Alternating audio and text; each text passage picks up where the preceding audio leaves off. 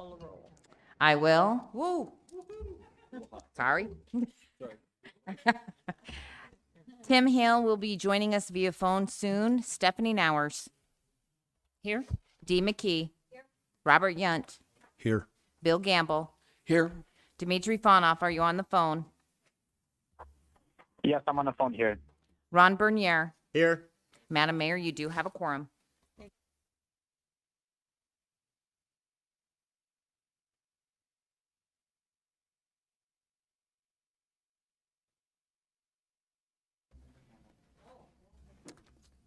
Sorry, Mayor. I'd like to pull from the consent agenda the ordinance about the coal-fired plant with the carbon capture sequestration ordinance or resolution. I'm sorry. I think it's a resolution. That would Yep. be Resolution 24031. That's correct. Anything else?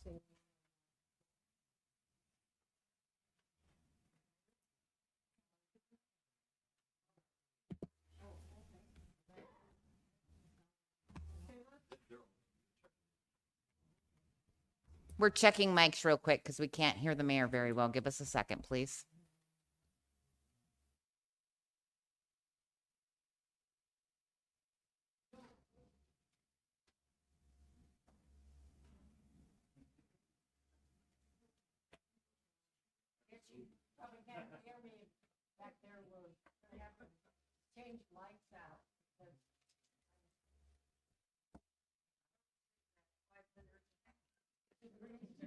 Fine.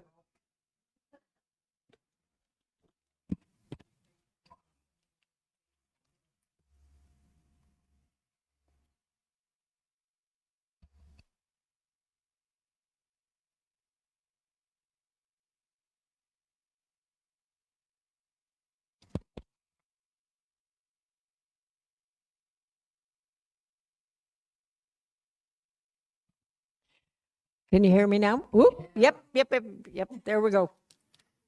Okay, so I've called the meeting to order, if you haven't heard that. The clerk has taken the roll, and we do have a quorum. And we have one assembly person online and assembly person Hale. Well, I guess you could hear that from the clerk. Then I asked if there was any items to be pulled, and assembly person Gamble pulled resolution 24-031. And so I was just now going to ask if there's any other items to be changed on the agenda.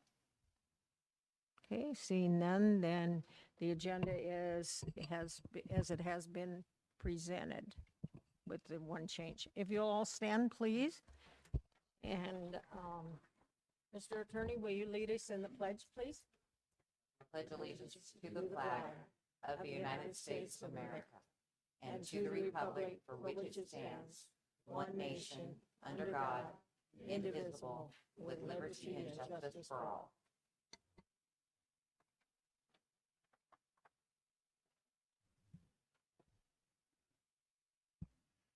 The next item on the agenda is our regular assembly meeting minutes from February 6, 2024. Is there any changes to those minutes? Okay, hearing none, then the minutes are approved as presented. The next items are the reports and correspondence, the agency reports.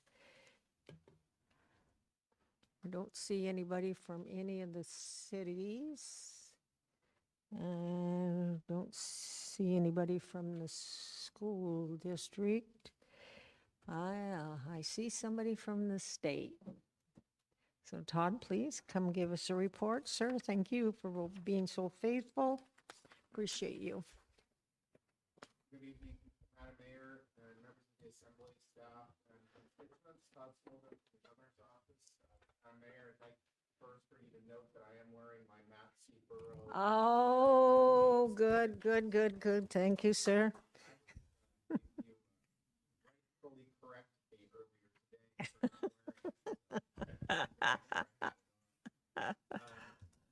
I wanted to thank the Madam Mayor, this is Assembly Administrator Corner. I could barely, I almost can't hear Mr. Smolden at all. Caleb, I think we need another mic at the podium. Can we do a technical item? Just take a short break Sure. and reset the board.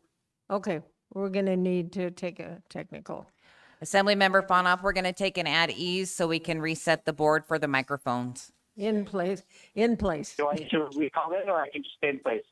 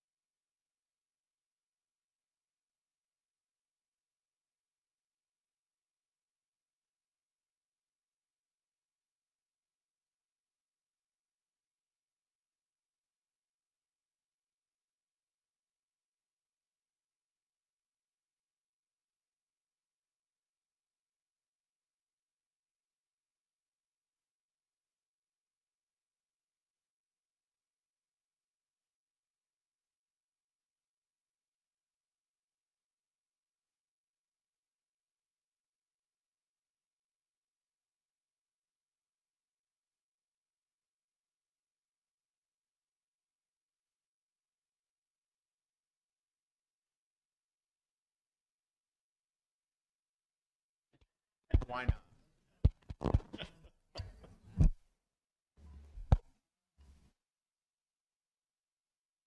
On? Yeah, mine. Oh,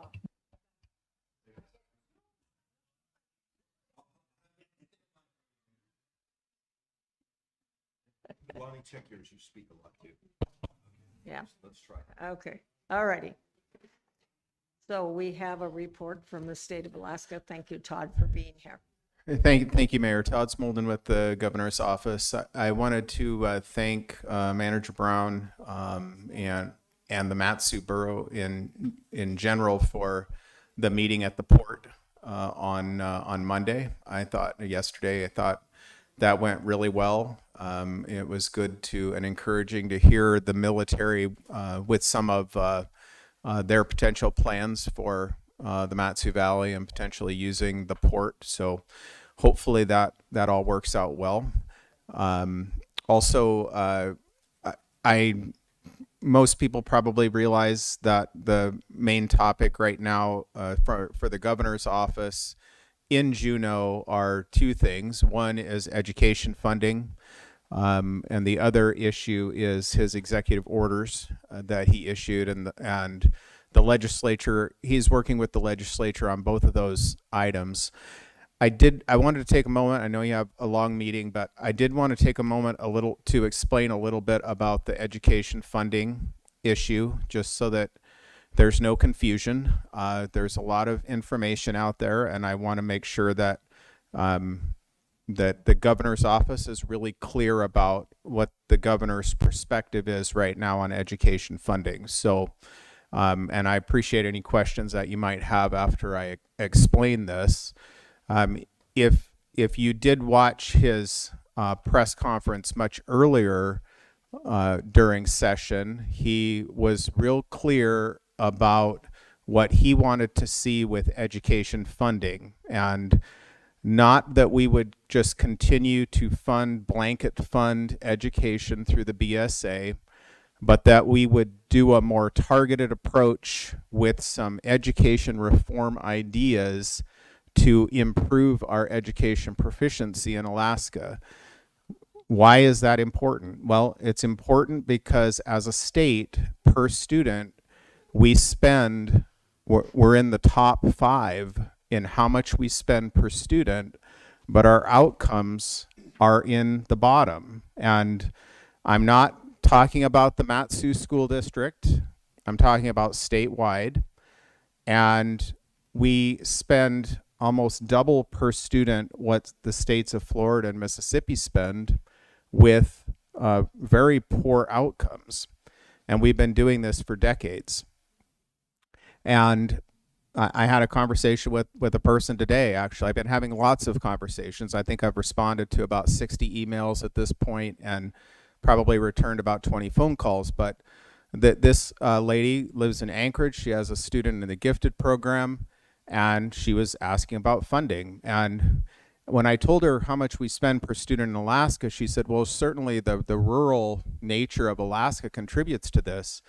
Well, she did not realize that the Anchorage School District spends almost twice as much per student as Mississippi does per student.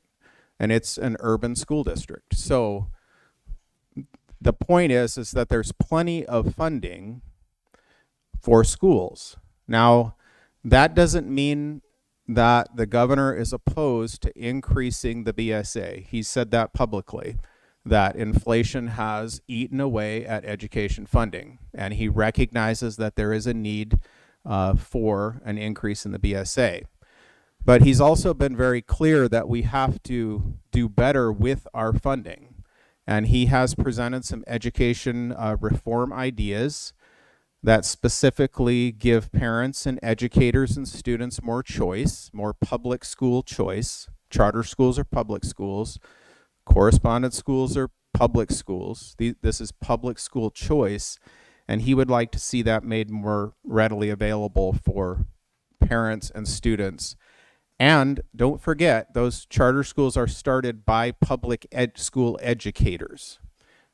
So it's not trying to destroy public school in Alaska. It is trying to make public school better.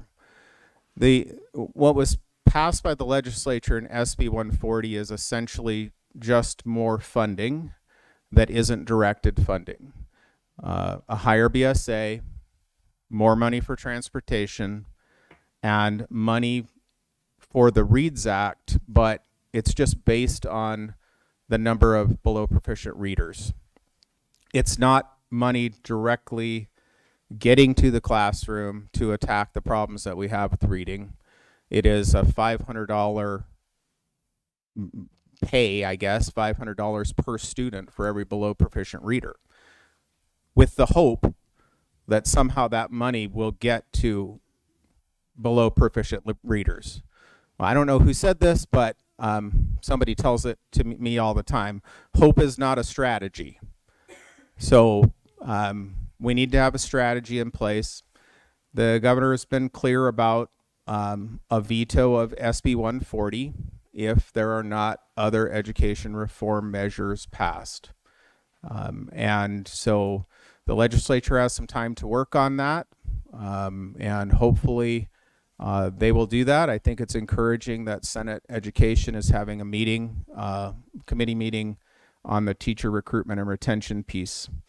We'll see what happens, but there is a path forward. The governor has put a path forward, and we continue to work with legislators on some of those pieces. But again, to be clear, the governor realizes that there should be an increase in the BSA, but he's looking for a full package of reform and not just more money scattered about with the hope that somehow it's going to improve outcomes. To do that would be irresponsible, and we need to do better. And I'm happy to take questions about that or anything else, but certainly understand if you also want me just to go home. So whatever you would like. Assemblyperson McKee, go ahead. Yeah, I just want to thank you and thank the governor. It's about dang time. 26 years in the trenches I was, never got to the classroom. And so this making sure that when you're paying for a product, you're actually going to get it. I'm all for it. Just pass the word on. Thank you. Thank you. Through the mayor to Assemblymember McKee, I spent 24 years in the classroom. The governor has almost 40 years of education experience in Alaska, both rural and urban. The Commissioner of Education has over 30 years of education experience in Alaska. So there is a wealth of knowledge and understanding of how public school works in Alaska and doesn't work. And I think that, well, I hope that people understand that, that the governor and the commissioner and others who are working on education reform have a lot of experience. So I appreciate you saying that because I witnessed the same thing. Further questions or comments? Okay, yeah, I just, Assemblyperson I'd like to Lanier. encourage him to stand strong and stay the course there.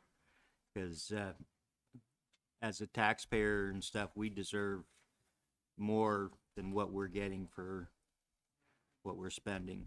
And the kids deserve it. But we need results. We really do. We can't be last like that. Not with that, just throwing money away at it. There's got to be a different way of go about it. Through the mayor to Assemblymember Bernier, I appreciate those comments. I do want to make sure that it's clear that the governor wants to fund education. He does. And he has created a path forward. The legislature, we've all seen that they can pass legislation very quickly if it's important to them as a body. And we appreciate the work that's already been done by legislators and continues to happen. And so there is still plenty of time to put some other pieces in place when it comes to a complete education package. So thank you. See anything more? But again, thank you, sir, for always being here. All right. Appreciate Thank that. you. Have a good night. You too. And there hasn't been a meeting, right, for this from the school board and the Assembly on School Issues. Okay. The next item is Assembly Public Relations. Anyone have any report on that? I just wanted to say the information that I've been passed on regarding the South Central Mayor's Energy Coalition meetings has been sent out to the Assembly. And if anybody else wants that information, just reach out to my office and we'll send it to you. And or there is a portion of the Munis of Anchorage's website where there is a link there to the technical committee that has been selected, of course, all the contact for all of the mayors and any of the meetings that we've had and what we've discussed at those meetings. So there is public information out there if anybody wants it, or like I said, if you want direct from email, just let me know and I can forward to you what we forwarded to the Assembly. So, okay, Mr. Brown, do you have a report, sir? I do, I'm Madam sorry. Mayor. I'm sorry, I was supposed to say Assemblyperson Hale joined us at 6:13. So I'm sorry, go ahead, sir. Thank you, Madam Mayor. I'll be brief. So we did have a visit to the port, and the mayor and Assemblymember Gamble were there if they want to jump in and speak to that yesterday. It was a really good meeting. Just to say, and actually it wasn't a meeting, it was a visit. They actually came in from J-Bear, and it was a number of fairly high-level officials from D.C., Colorado, and Alaska. And I mean, I don't want to get ahead of myself. It's just one of those things where these visits and meetings don't happen by chance. We've been working on this for months at lower levels, trying to develop concepts, engage interest. And what we're seeing is that's now reaching the higher levels where decision makers are able to weigh in and say, yeah, we agree, move forward with this. So I do think we'll see some things from the military moving forward. They talked specifically about a proof of principle where we will probably be doing some testing or evaluation of like perhaps barges landing there. I don't want to get ahead of myself again because I like to manage expectations around anything related to Port McKenzie because I think we have a tendency to get expectations high and then it become disappointing. But it's been months in the works and I'm excited about what's on the horizon there. I think there's we're getting some good traction and I think there's some good opportunities to see recurring business related to military activities at Port McKenzie. So we'll see where it goes. I make no promises, but yeah, it's been good to see this thing continue to make its way up the chain of command, if you will, to the folks that actually make those decisions and can commit resources to testing and evaluation. So we'll see where that goes. Second topic, I'm also going to be a little sheepish on this one. You've all heard that the State Transportation Improvement Program, or the STIP as it's known, from the State Department of Transportation, got some kickback from the feds. They've resubmitted that document as I understand it, so we'll see where it goes. We believe that we were awarded both of our community transportation program projects and both of our transportation alternative program projects. Those collectively, those 4 projects is probably about $35 to $40 million. Wow. Good deal. So if it goes through an FHWA, the Federal Highway Administration approves the STIP, and those projects are in there, many of them come out several years, that could bring significant funding into the valley. Our 2 projects for roads were related to the Selden corridor, from Wasilla Fishhook West to, it's right here in front of me, to, I apologize. I had it on the tip of my tongue earlier. I think it's Snow Goose. There we go. Yeah. So it's a pretty significant, could be a pretty significant award. The 2 pathway are the Palmer Fishhook pathway, separated pathway. Probably, I think it's the whole corridor. Is it just from Trunk up to Edgerton Parks, which would be very significant. The borough already has a project in the works for that. So this would allow us to bring additional funding in and get that done. And then the inner outer Springer pathway. So really good outlay. The reason I bring this up is because people talk about the IJA funding, the Infrastructure Jobs Act, and they're like, well, what are we doing to get that money? Well, a lot of that's discretionary grant opportunities at the federal level where you compete nationally. So when DOT opened this up, we went after this program because we were competing at a statewide level. So your probability of success goes up significantly, and we thought that would be a better investment of staff time, putting projects together that could compete at essentially the local state level. And we were right. Like, of the 4 projects, 2 DOT and 2 borough, they scored 4 of the top 5 projects statewide. So we think DOT's also got some Bogard Road money in there as well, which could add another $30 million to the kitty. Wow, So good deal. what I explained to you in the 35 to 40 is borough. There's probably another 30 on top of that that's state, that works that same Bogard-Selden corridor. So this could be huge. And so we'll see where it goes. Hopefully FHWA gets their business knocked out, things are good, and we'll get clarity around it, and then we'll be less sheepish about it once we know that it's all like locked in and ready to go. But that could be really good news for us. On a second front, which happens to be a CTP project from the past, Selden Meridian Parkway did go out to bid. So it is on the street for bid. Assuming that goes well, DOT should be able to award a project, and that construction would start this summer. I know that's been a hot topic of conversation, and that is moving forward now, and we'll see where that lands. So that's my update for tonight, Madam Mayor. Okay, thank you. Mr. Attorney, report, sir? Just briefly, so that the Assembly's aware, the remaining 3 contractors regarding the snow claims that we've been talking about for some time now have settled with the borough. So all contractors have settled, and the issue should be behind us. Good. Thank you for your That's all. work, and Mr. Brown's also. Yeah, thank you. Madam Clerk, report? The clerk's report is in your red folder. It has the upcoming meeting schedule and the quasi-judicial and advisory board update. And also Assemblymember Nowers brought over the Arctic Winter Games sponsor jackets. And they are in the side room, so please don't leave here tonight without your jacket. Okay, and let's see, the next items are citizens and other correspondence. Is there any comments on the citizens and other correspondence? Okay, seeing none, they are presented. Madam Clerk, would you read IM, please? IM 24056, informing the Assembly of the submittal of a grant application to the National Fish Habitat Partnership for salmon habitat-related projects. Are there any comments on the IM? Okay, hearing none, they are presented. The next item is persons to be heard, and we did not have a request for anyone to be heard. Ready for the public hearing? Yes, I'm ready. Okay, whenever you get a minute then.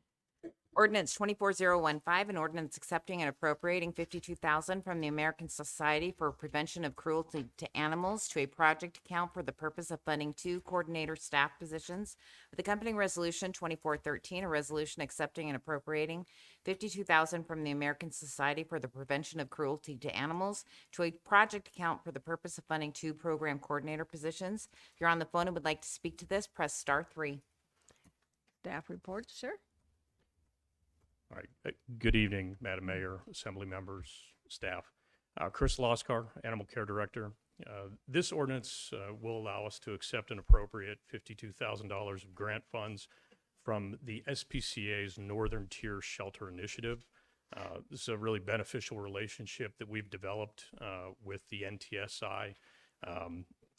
And this money specifically will be used for two on-call 1,000-hour positions that will help manage our volunteer program and our rescue partnership program. So if you have any questions, I'd be glad to take them. Okay, any questions? Yep, I guess not. Thank you, sir. Okay, so I will go ahead and open the public hearing on ordinance 24-015. If we do have a sign-up sheet for Daniel Potter.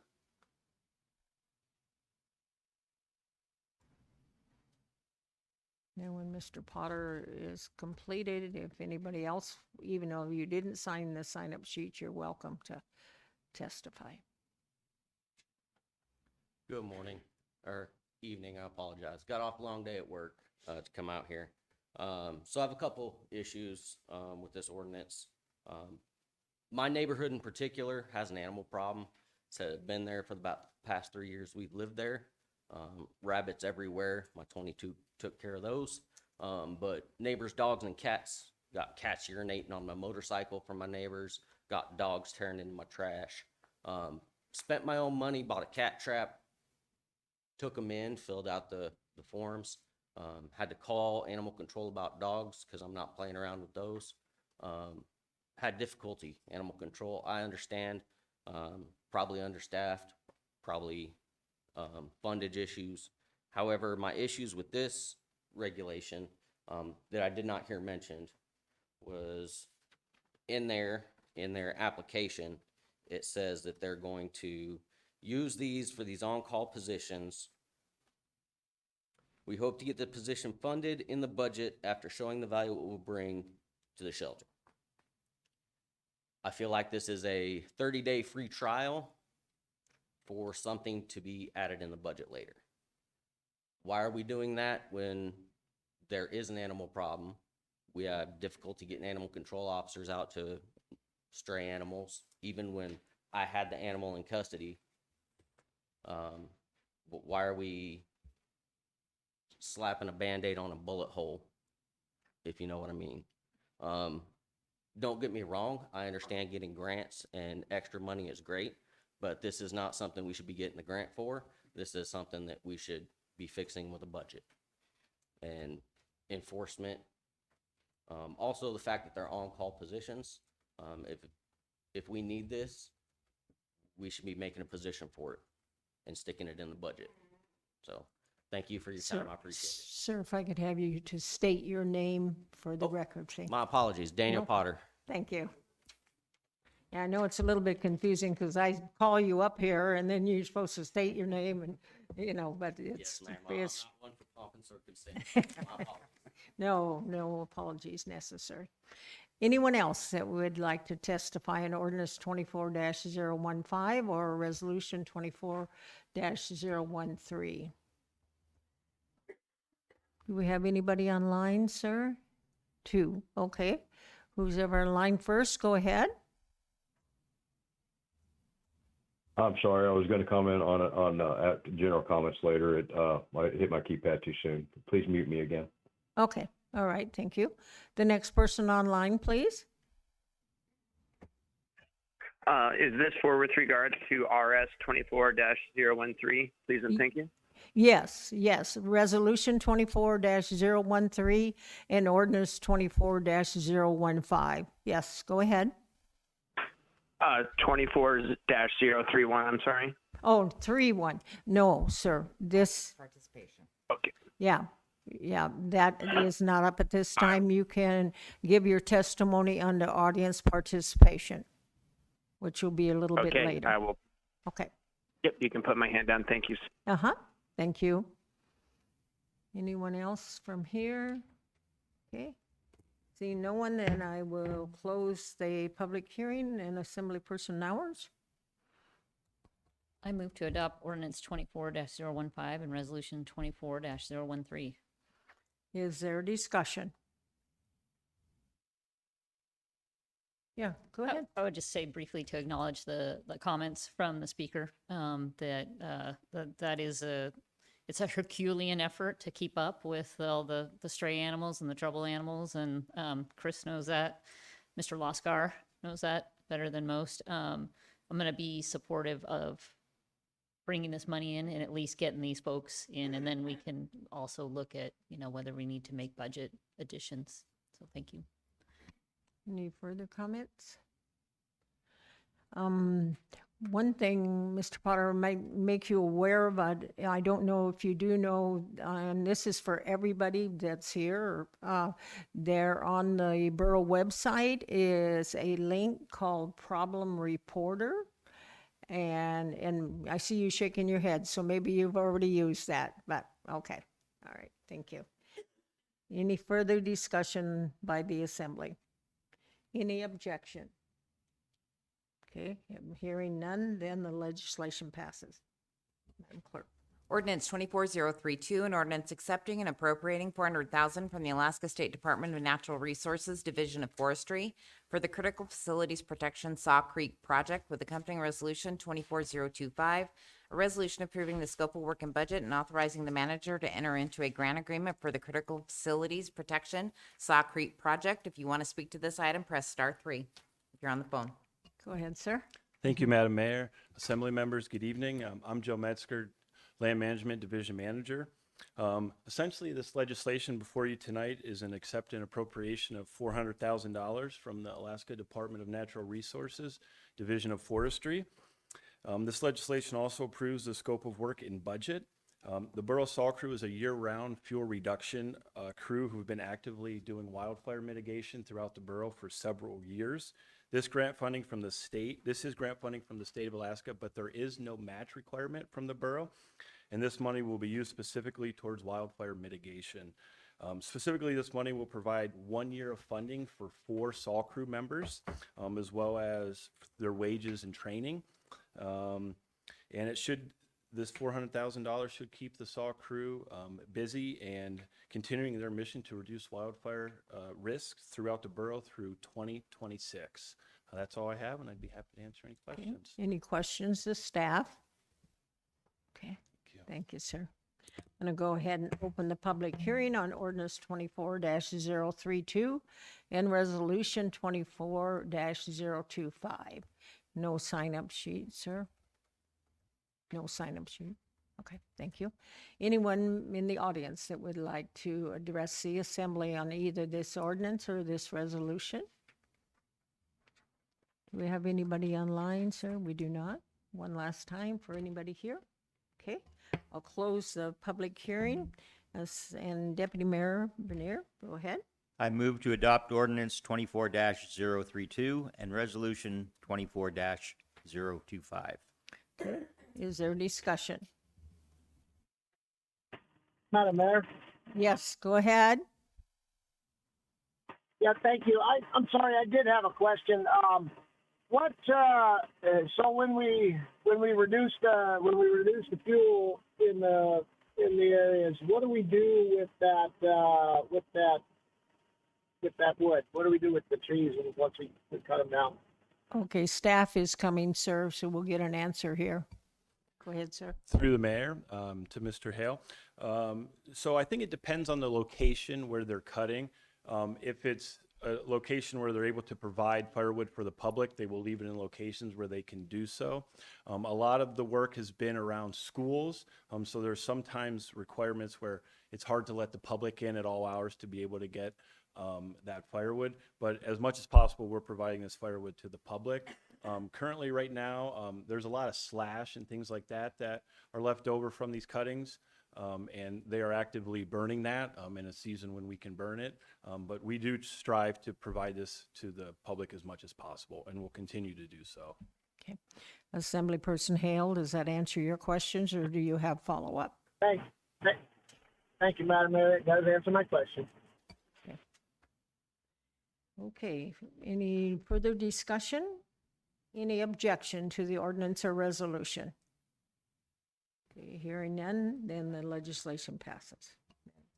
Ordinance 24034, an ordinance reappropriating $123,838.46 from the fiscal year 2021 Fish Passage Grant Match to the 2021 Transportation System Project with accompanying resolution 24028, a resolution approving the scope of work and budget for the 2021 Transportation Grant Match. If you're on the phone and would like to speak to this, press *3.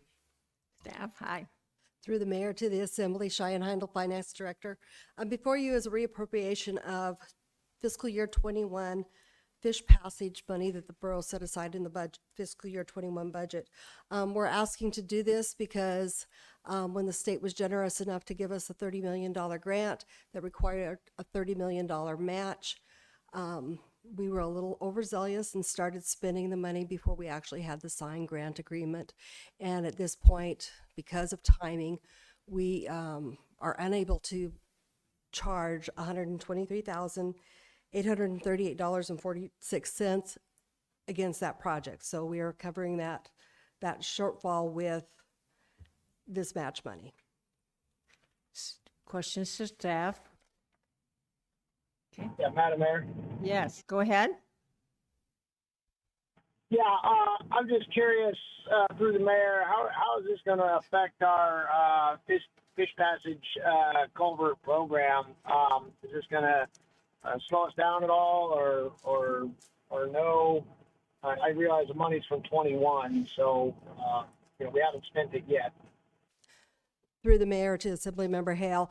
The money's from 21 and actually would lapse if it's not spent by June 30.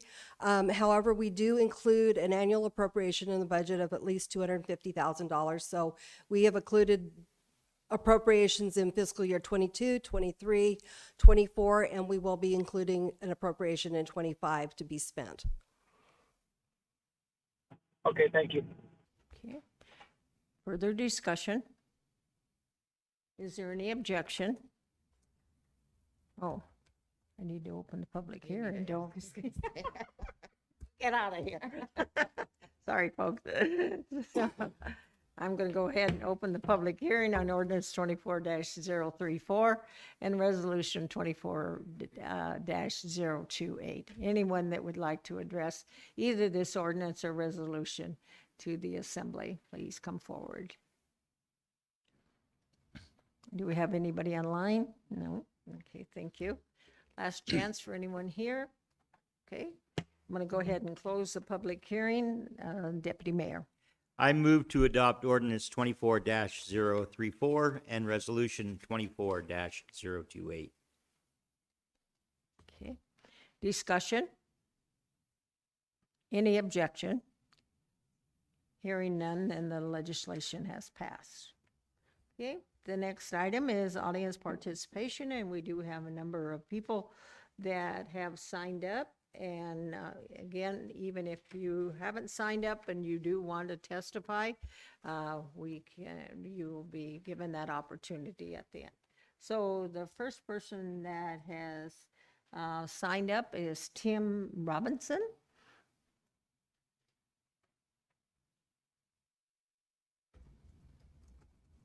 No, I guess we will come back. Joseph Davis.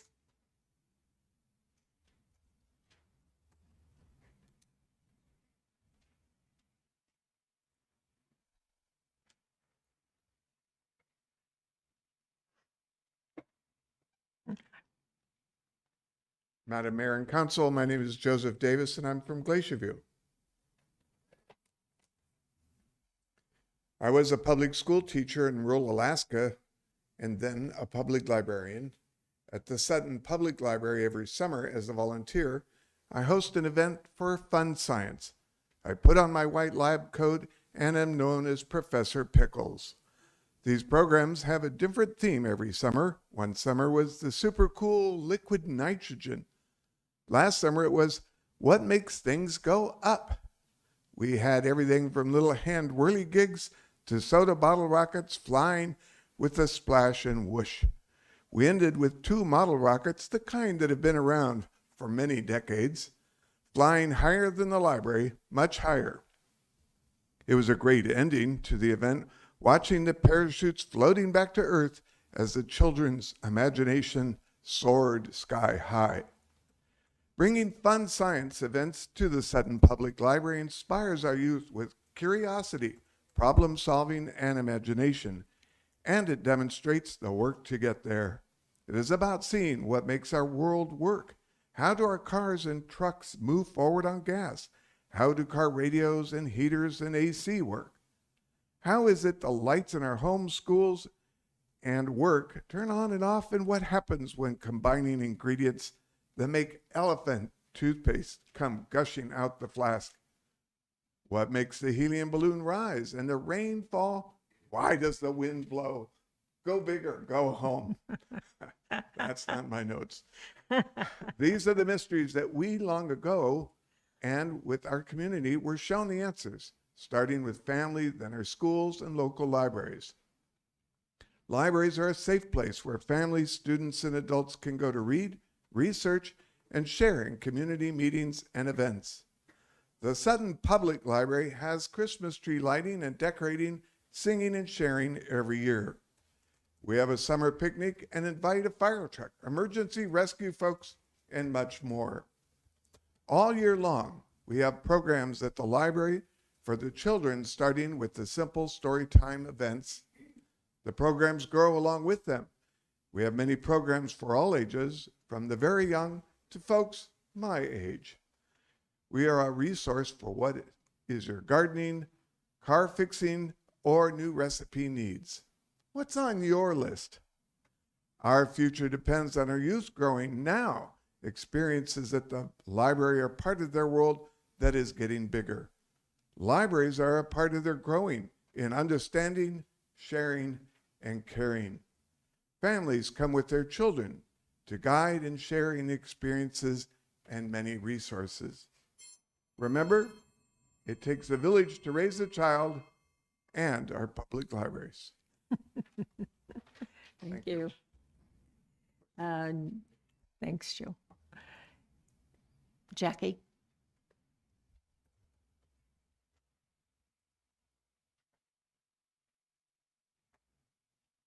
I don't have a handout today. Good evening, Mayor and Assembly members. My name is Jackie Goforth. Some of you may not be aware of this, but I was a major part in the successful recall of 3 city council members 2 years ago in Palmer. Okay? And after that, I received a lot of requests from newspapers and from radio stations and from TVs in order to do interviews. And I did not go to any of them, nor did I reply. And the reason why is because I don't trust the slanted, biased media. That's exactly like the recent Anchorage Daily News article that just came out about the Palmer attorney findings last week. And I quote, "Palmer City officials should not block users from accessing library books flagged by community members as controversial." Well, I'm going to read to you from the Books Under Fire, Intellectual Freedom in an Era of Censorship from the Texas Library Association of the American Library Association in April of 2023. The Supreme Court has identified limited categories of speech that receive no First Amendment protection, and they are obscenity, child pornography, defamation, false advertising, etc., etc. The second thing that's in this article, this is totally misleading. Library books can be removed or have their access restricted only if they can be considered obscene or harmful to minors by a reasonable person in any part of the U.S., not just by a group of local community members, Heath said. Wrong. Harmful to minors has 3 prongs to it. And this is the letter from the Attorney General Harmful to minors means the average individual applying contemporary community standards would find the material appeals to the purient interest in sex for persons under 16 years of age. That's number one.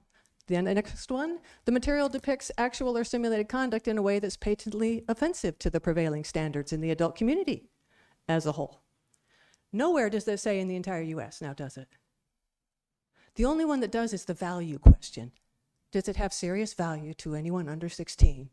And then you can take into account the entire US. But they lumped it all together, so it made it sound like you can't prove it at all by taking community standards. Misleading. The next one we're going to talk about is this one. Do you know that not a single case that was referenced by Ms. Heath in Palmer used a violation of obscenity law as a basis for removing or removing books? She referenced a lot of cases. The reason for removal in every case was because of morality, being offended, or a petition. Not a single case that she used in that entire hour was about the obscenity law. Not one. And last but not least, I am so grateful for them bringing up the meeting that was held January 18th here and calling it chaos. When they said that it degenerated into chaos, I was very thrilled because that was actually created by the president of the Wasilla Friends for the Library. But what it did was, there's 27 minutes on video now of community members speaking on how patently offensive they find that book, and that is now admissible in court. That's what that was. Thank you. Jackie. Okay, Karen?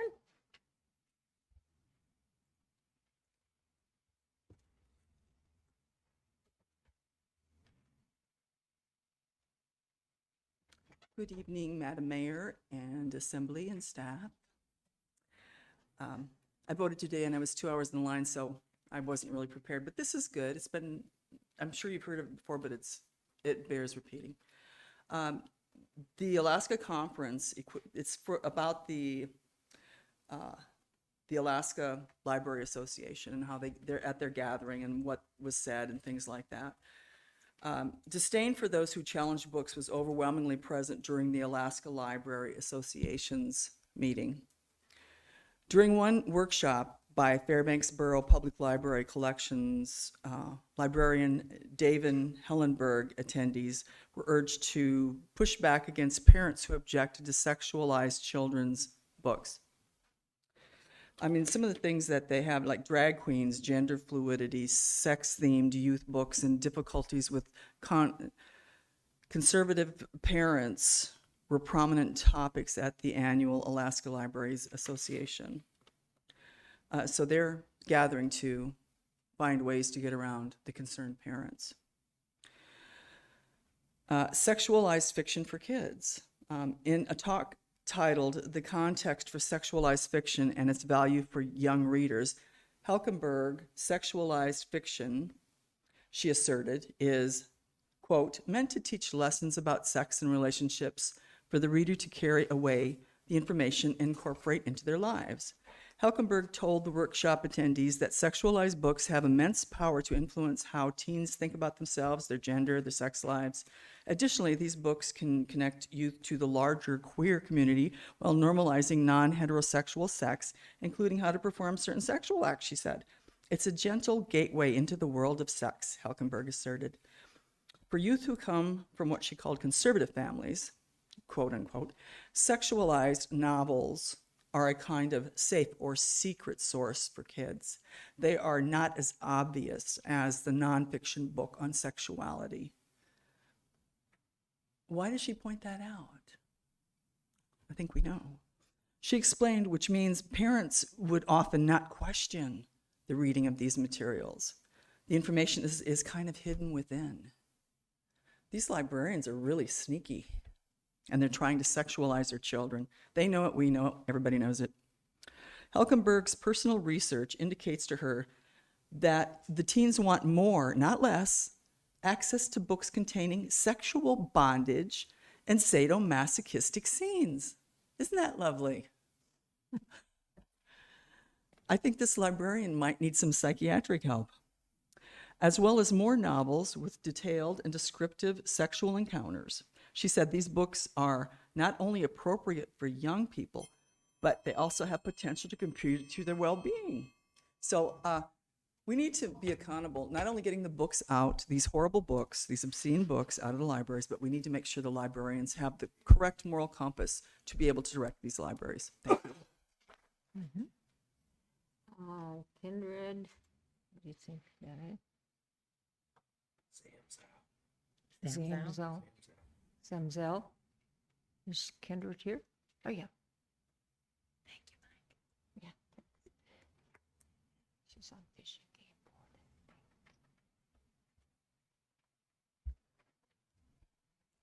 Good evening. Good My name evening. is Kendra Zamzo. I live in Chickaloon. I was going to speak asking you to pull Resolution 24031 from the consent agenda, so I'm very glad to see that was actually done. This is something I think just needs a lot of consideration, and it really deserves some public hearing and some thought behind it. I am a board member of the Borough Fish and Wildlife Commission, but I'm here speaking for myself. But because of my experience on that, it's the kind of thing I think the Fish and Wildlife Commission would also want to take some time to look at. So a couple of months for us to be able to set up a meeting, put it on the agenda so the public also knows we'll be talking about it. I think that would be really helpful. So that was really all I wanted to say. But because of all the comments I've heard here tonight, I did want to say I really love the Sutton Library. It is my safe place. The people there are wonderful. The librarians are wonderful. They're helpful. Right now, I have a DVD I'll watch when I get out of this meeting. I got in the children's section, and it's Charlotte's Web. I have PBS DVDs that I get from there, audiobooks, print books. My taste is general to maybe some PG, and I just love that I can get that. I go to the children's section. I go to the adult section. They're just great people. They have wonderful programs there. So I just wanted to provide that perspective while I'm up at the mic. That's all I have. Thanks. Mm-hmm. Thank you, and thank you for your service to our board and commissions. We appreciate that. Angie Wade?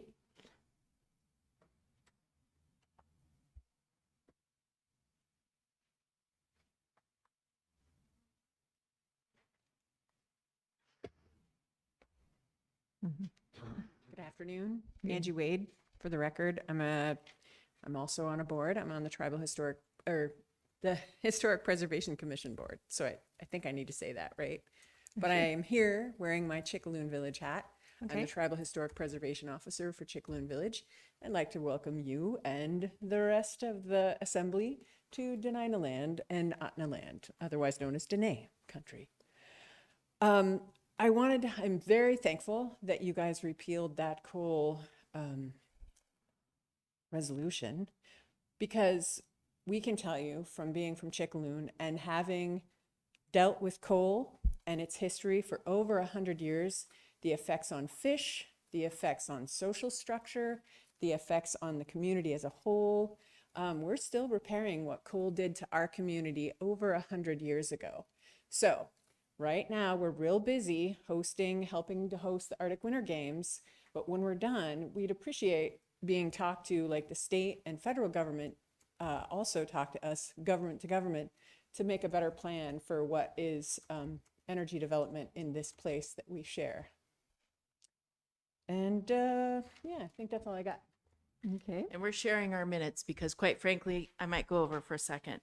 Okay. Wali Dian and Salota Lisa Wade Suzette the land Talchina Atlan Night Deniana Kayak Tensiaran Tira Ketna Isda Kadi Night Deniana Kayak Executive Director. My name is Lisa Wade. I'm the Executive Director for Chickaloon Village Traditional Council. That was my Ahtna language I was sharing with you. We sent a letter in, which I believed all of you probably have received from us, I'm assuming. I brought snippets of this letter today. Essentially, it is calling on you to suspend the resolution until such time as we could have adequate consultation. You'll see on the back of the letter that the U.S. Department of Energy, U.S. Department of the Interior, and the U.S. Environmental Protection Agency were copied on this letter because they have a duty to consult with us whenever there are actions that occur on in areas that infect tribal people.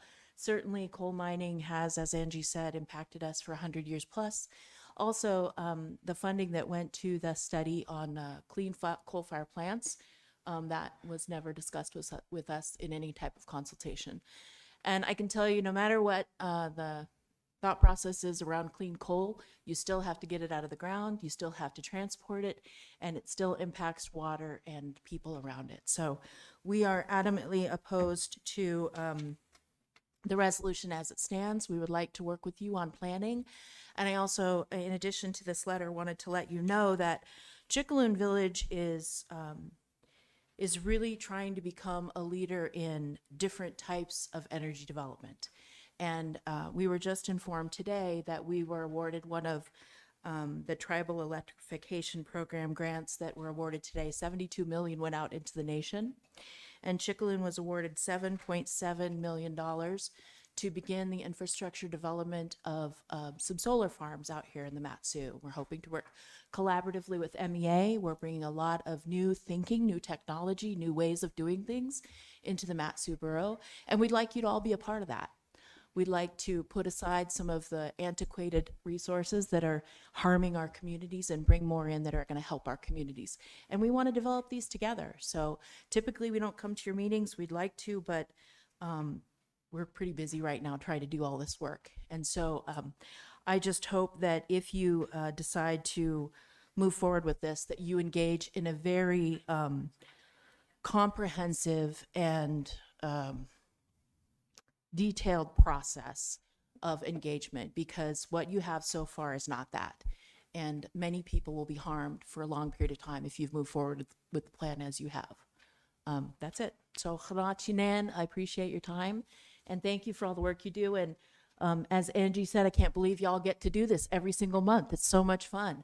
And I will echo, I love our librarians. They are tremendously valuable in our community. Not only are they doing the work of helping educate our children, which we heard about earlier, we have dismal rates in the educational system. They're helping with that, but also they act as a place of gathering in our community, and we partner with them all the time. So, Chinan, thank you very much. Mm-hmm. Hey, Tricia Fisher.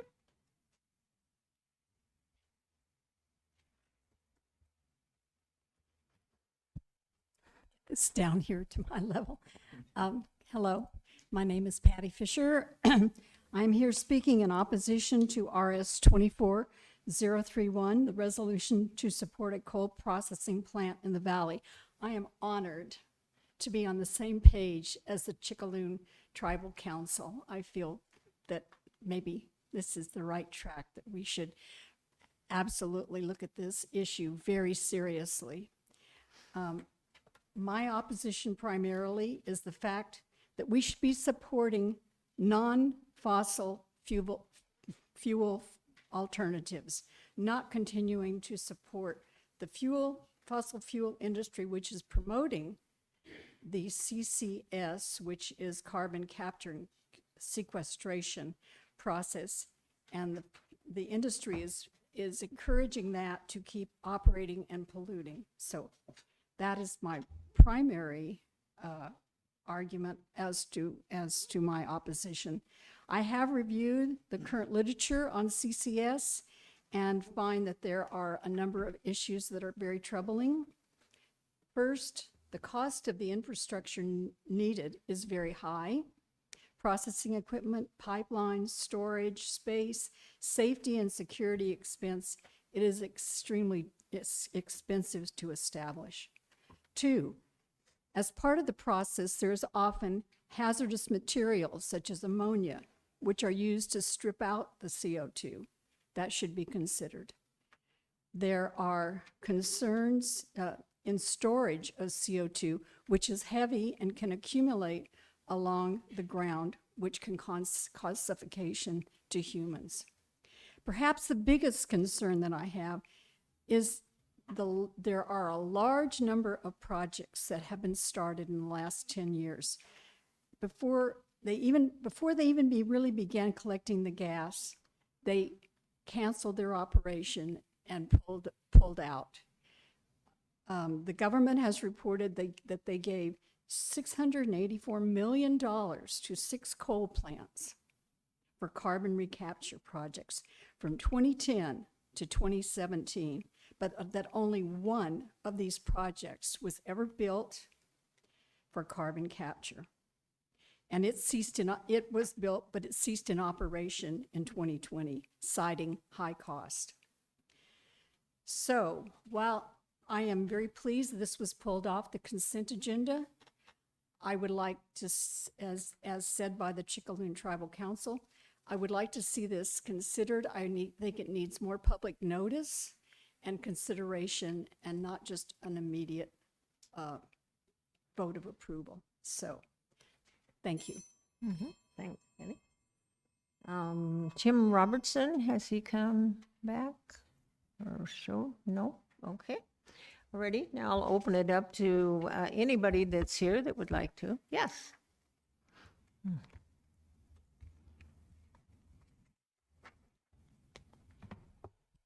it up a little. Good evening, Madam Mayor and Assembly members. I'm Kathy Kaiser. First, I'd like to correct some misinformation from the City of Palmer meeting earlier. Actually, the WHO states on their website, and I quote, "The WHO does not promote masturbation. However, in our documents, WHO recognizes that children start to explore their bodies through sight and touch at a relatively early age. This is an observation, not a recommendation." End quote. So let's switch gears. This research, conducted over a 4-year period, was grounded in hundreds of interviews along with extensive additional research. They conducted with 8th graders that shows when the students were able to choose their own reading material, some even read identical. They became enthusiastic readers and in the process avoided many current adolescent problems, experienced better family and peer relationships, and became more academically, socially, emotionally, and morally secure. Many students were clear that the social worlds of the books needed to reflect that they were encountering in the here and now. In Ecstasy was one book that was popular because it dealt with competition and comparisons between teen girls, self-image, and the lure of drugs.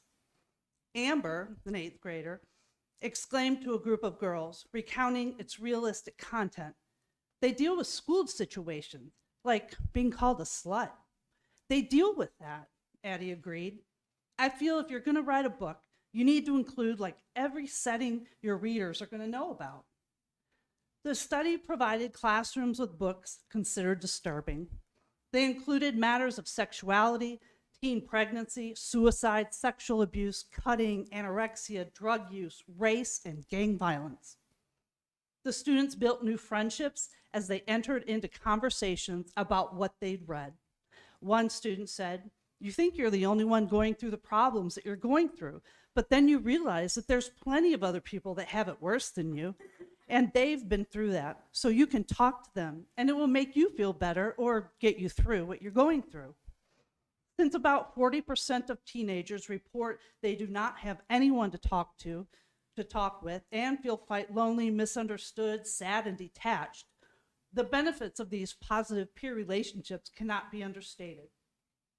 If reading and conversation changed the 8th graders' relationships with peers, it changed relationships with family members at least as dramatically, as new habits became visible at home and conversation partners were recruited from whoever was in the house. Why care about that? Because healthy relationships with family members, particularly parents, can help avert adolescents from some of the social and emotional landmines that exist on the paths to adulthood. Thank you for listening. Thank you. Anyone else that would like to address the assembly on any subject?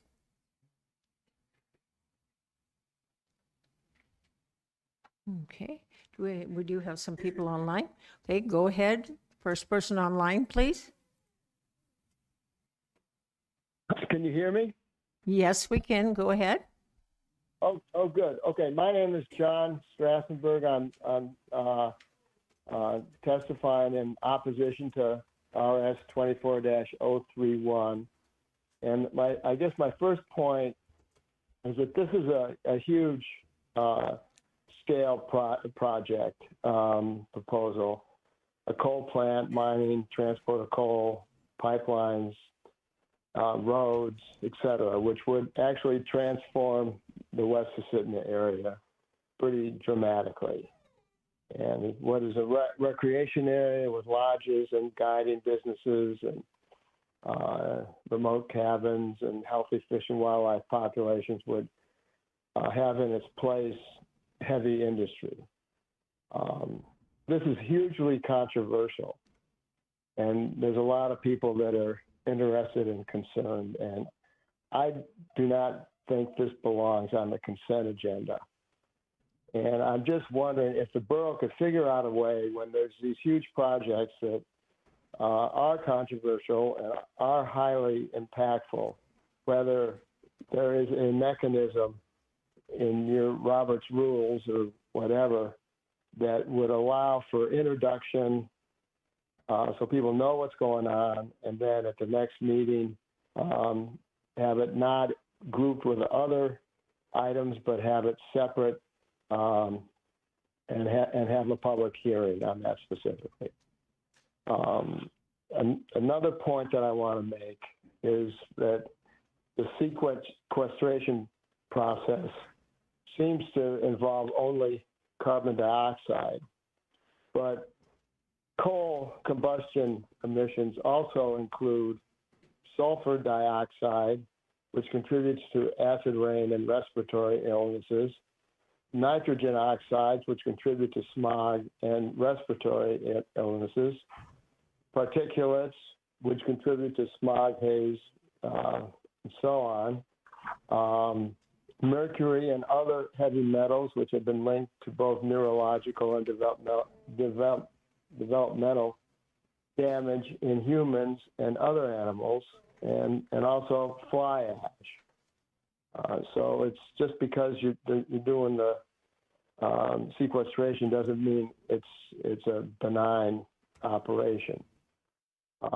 The other thing, I'm a little bit confused. The IM at page 3 shows a map, and there's a location there of a proposed power plant. It's about 15 miles or maybe 20 miles southwest of Squentna, and it is overlapping and actually right on top of the Canyon Creek coal lease.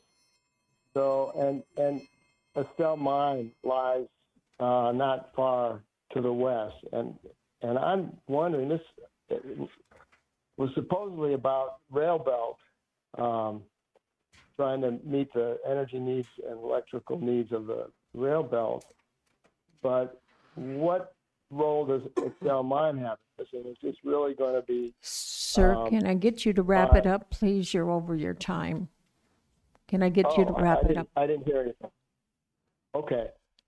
All right. I'd like to have that point clarified, and I just want to say I've recreated for 50 years in that area, and I hate to see it ruined. So, okay, sorry I went over. I didn't hear the bell. Okay, thank you. Okay. Thank you. The next person on the line, please. Hi, can you hear me? Yes, we can. Great. Hi, thank you, Madam Mayor and Matsu Borough Assembly members. My name is Margaret Stern, that's S-T-E-R-N, and I'm the Program and Communications Director from the Susitna River Coalition. First of all, I would really like to thank you all for pulling RS 24-031 from the consent agenda. I'm not looking forward to seeing that in the next Assembly meeting. The SRC strongly urges you in the future to oppose the Matsu Borough Resolution 24-031 because in addition to significant issues with coal power and carbon sequestration, the Susitna River Coalition is concerned about the inclusion of the support of the West Susitna Industrial Corridor as a bullet point in the RS 24-031. Individuals in the borough have repeatedly demonstrated opposition to the project, and the project has also garnered significant opposition from the public at every turn. The Assembly has repeatedly been confused about what the West Susitna project is, and the current talking points being laid out by the ADA and by DOT indicate that the West Sioux Road is two separate projects. So I think that the borough should clarify which projects they're voting to support when that should be clarified when this resolution comes back up. Once again, thank you so much for the opportunity to testify and for pulling the item from the consent agenda and giving more time to this process. Thank you. I'll come, is that everybody online? Was there, oh, some more. Okay, go ahead. Next person online, please. Hi, my name is Adam Cuthrell. Am I being heard? Yes, you are. Perfect. Madam Mayor, thank you so much for your time. Matt Subero, thank you for your time. My name is Adam Cuthrell, Cuthrell. I am not only a father, but I'm a business owner in the Mat-Su Valley up in Willow. We hire and keep lots of people busy, and all the people that come to fish with us, then trickles down to lots of other incomes in the Mat-Su Valley. I'm taking time to testify against RS 24-031, as not only is coal an archaic form of power and production, it puts at risk all of the visitors to our state, all the residents that live and call Alaska home. It is putting in jeopardy established businesses such as my own, as well as many other industries that are sustainable and continue to generate money for the state of Alaska, not this type of industry. So I'm asking that the borough vote against 24-031. Thank you. Thank you. Next person online, please. Hi, can you hear me? Yes, go ahead. My name is Ruth Wood, and I called in tonight because I oppose Resolution 24031. I thank Assemblymember Gamble for pulling it from the consent agenda. It never should have been on a consent agenda. This resolution concerns several very big projects, and there is a great deal of opposition to most of them, or at least concern. First, coal extraction and coal burning are industries of the past. The whole world is moving away from coal. Why in the world would the Mat-Su Borough support development of a new coal power plant? Carbon capture is a new and unproved technology. It's expensive. It uses a lot of energy. We are looking at doing it in a remote area that would require an expensive road, the West Susitna Access Road, and borough residents have already said they oppose that road. Trying to sneak something like this through in a consent agenda is not good government. The points in the resolution, that all 4 points, I don't agree with. We should not be support and recognize the need for a coal power plant. Good for UAS for working on a CCS project, but it doesn't belong in the Mat-Su Borough, especially not in a remote area. Oh, number 3, West Susitna Access Road. The residents have strongly said, we don't want this expensive and unnecessary road. The whole idea of the Mat-Su Borough encouraging the state legislature and administration to proceed without any process to involve the public so that we can learn and educate ourselves about these projects, so that we can do research and see who's doing it. Is it working anywhere? But regardless, we don't need coal plants, and we should not be supporting them. So please vote no on this resolution.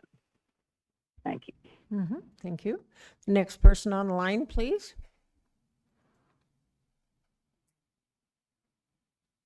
Can you hear me? Yes. Hello? Go ahead. Oh, excellent. There we go. Yep. My name is Ken Griffin. I represent myself. I also am glad that Bill pulled the resolution off the table, 24-031. Listen, I have no problem with coal whatsoever. I think it's a great source of energy. Nobody does it better or cleaner than Alaska. But I think that carbon capture, utilization, and storage, carbon credits, and things of that nature are highly destructive to the economy. Don't get me wrong, I prefer natural gas over coal. I think there's other fuels that are better or more superior, but I have no problem with coal. We have a ton of coal here. It is an abundant source of energy that we have that will help our economy. And I don't think anybody could do it any better. I don't think we need to give the colleges any taxpayer money. They can fund themselves. They're a land grant college. If they need money, they can sell land. I don't think they need to engage in any sort of inflationary ideologies that take money out of the pockets of the citizens. We've got our own bills to pay, and they're a functioning business. They should be able to pay their own bills. But to be very clear, carbon capture and utilization and storage is highly inflationary and highly damaging to the economy. It's completely unproven, and it's a technology that's failed everywhere around the world currently. There are no currently profitable working models, and if this was a profitable scenario, they would be doing it already. They have experts that analyze these budgets, and if this was something that was highly profitable, they would be currently doing it already. The only reason that they're interested in projects like this is so that they can go out and get tax credits and other forms of grant money and inflationary federal funds, and that damages it. We don't need people from Montana paying our bills here in the Valley. We're perfectly capable of it, so that's all I have to say on that. Thank you very much. Mm-hmm. Thank you. Do we have anybody else online? Can you hear me? Yes, go ahead. Hey, my name is Jason Motika. I'm a lifelong Alaskan, and I'm calling in support 24-031. I think the comments that were stated by the people before me, do have merit in the sense that, like, let's have some communication about this resolution. But the fact remains that South Central Alaska has a need. All of Alaska has an energy crisis we're facing. We're abundant with all these resources, yet we have the highest cost of energy of anywhere in almost North America.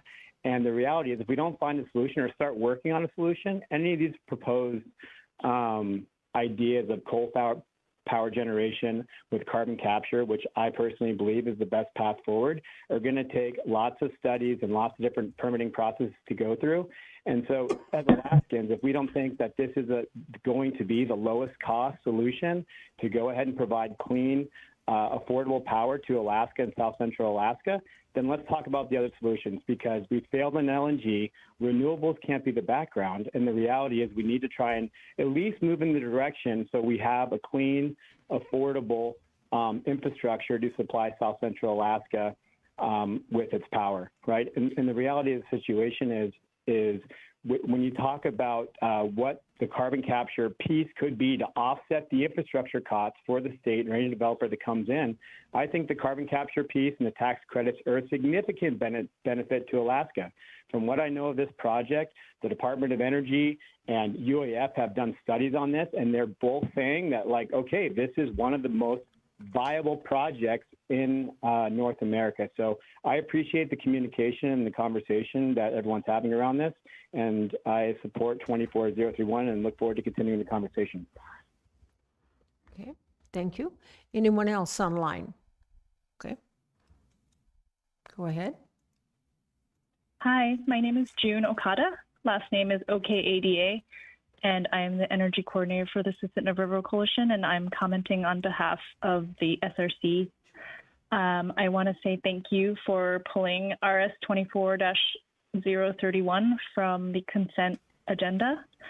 It's a major project that's going to impact our local communities significantly, and the public deserves to get heard on this.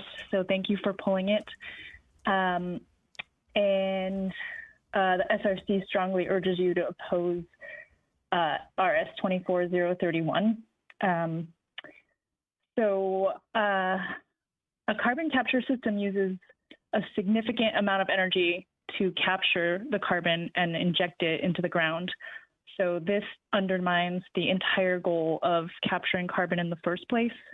There's also dangerous risks such as accidental releases of large amounts of carbon and leaks that could harm groundwater and soil. Carbon injections have also been linked to the induction of earthquakes, which here in the Susitna River Valley are already prevalent and a serious community concern. Carbon capture and storage, or CCS, is a distraction from real steps to transition to a cleaner energy system.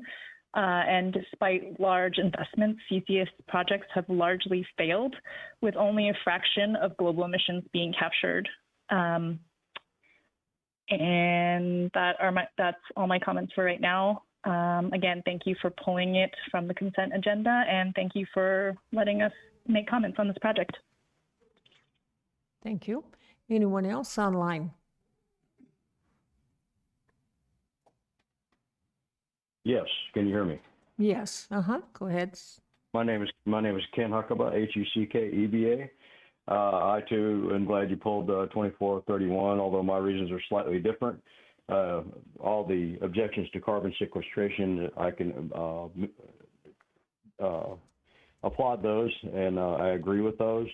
Although I do think that we should be able to, we're in an energy crisis, and we're running short on energy and coal, and is in our state constitution to develop our resources, and we have enough coal for lifetimes of power and electricity for our to boost our economy and our industry and heat our homes.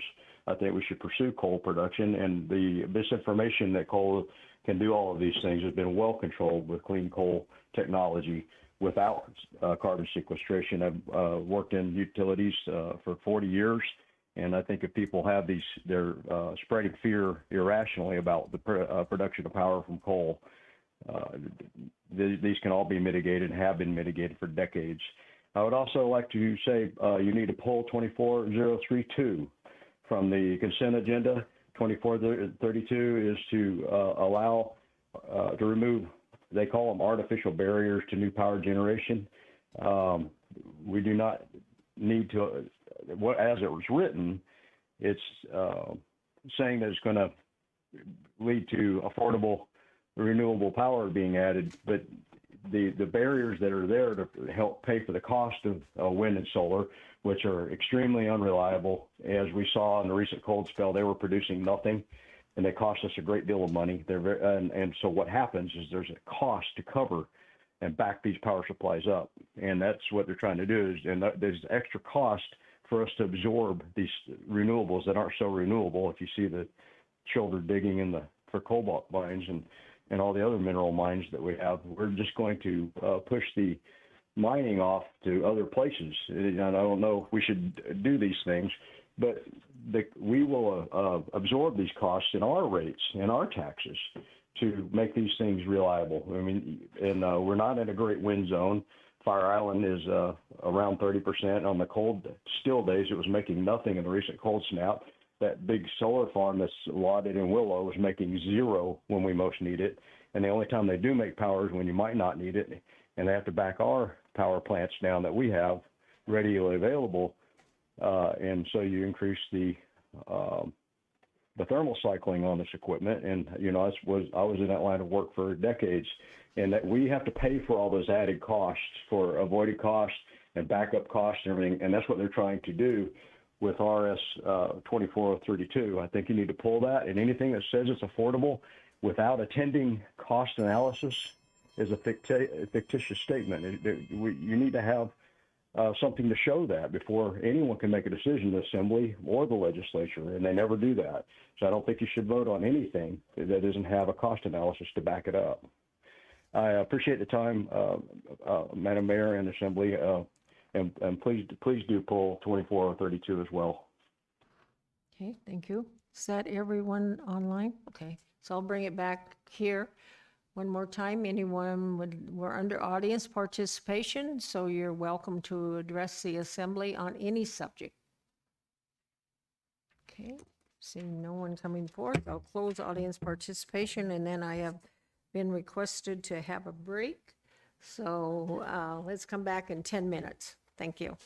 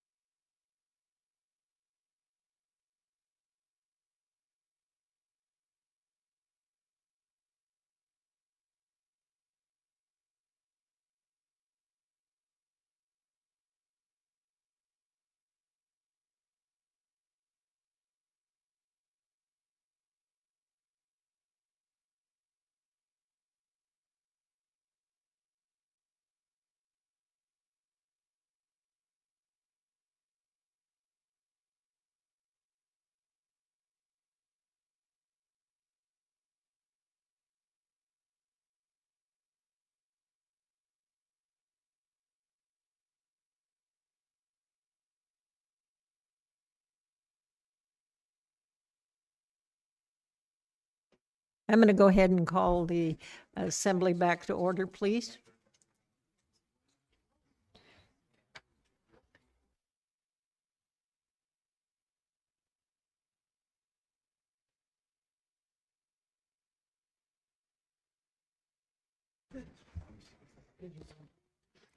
Okay, we are now at the consent agenda, and we have pulled one item.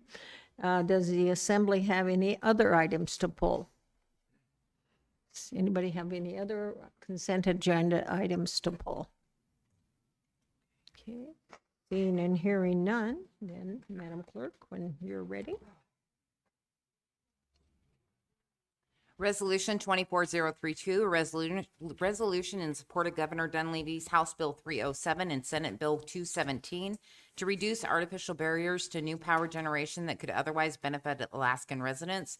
AM 24-8 awarded bid number 2464B to Matanuska Telecom Association in the contract amount of $1,172,964.60 to provide Metro Ethernet circuits. AM 24-9 awarded bid number 2465B to Matanuska Telecom Association, the contract amount of $187,529.76 to provide public Wi-Fi services. AM 2410 awarded bid number 2466B to Matanuska Telecom Association in the contract amount of $183,564 to provide direct internet access at Dorothy Swanda Jones Building. AM 2422, approval of change order number 2 for contract 22104PC with Dowell to add $15,865 for the Shaw Elementary School turn lane project and to extend the contract to November 1st, 2024. AM 2424, awarded bid number 24093B to Steppel Engineering in the contract amount of $203,000 for the cleaning and inspection of the Talkeetna Sewer Collection System. AM 2425, approval of utility relocation costs of $119,700 to Matanuska Electric Association for Settlers Bay Drive at Crocker Creek Fish Passage improvements. AM 2426, authorization to vacate a 33-foot wide section line easement on the eastern boundary of Parcel 3, Tax Parcel A8, Waiver Resolution 2080 PWM, located within the northeast quarter, Section 4, Township 16 North, Range 2 West, Seward Meridian. Deputy Mayor, would you move the consent agenda, please? I move to approve the consent agenda as read and into the record by the clerk. Okay, is there any objection? Okay, hearing no objection, then the consent agenda has been approved. Madam Clerk. Resolution 24032, a resolution in support, Resolution 24031, a resolution supporting the development of coal-fired power generation and related infrastructure using the technologies to reduce emissions and provide affordable, reliable, clean electricity. This was pulled by Assemblymember Gamble. Okay, Assemblyperson Gamble, would you like to move to place it on the agenda for discussion? Thank you, Madam Mayor. I move Resolution 24-031 and would like to speak to it. Would you like to speak to it? Yes, thank you. Okay.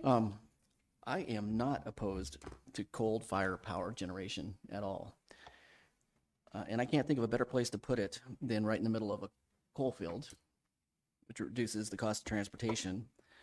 The technology used in today's coal fire power plants is, like a lot of other technology, so much better than it was years ago.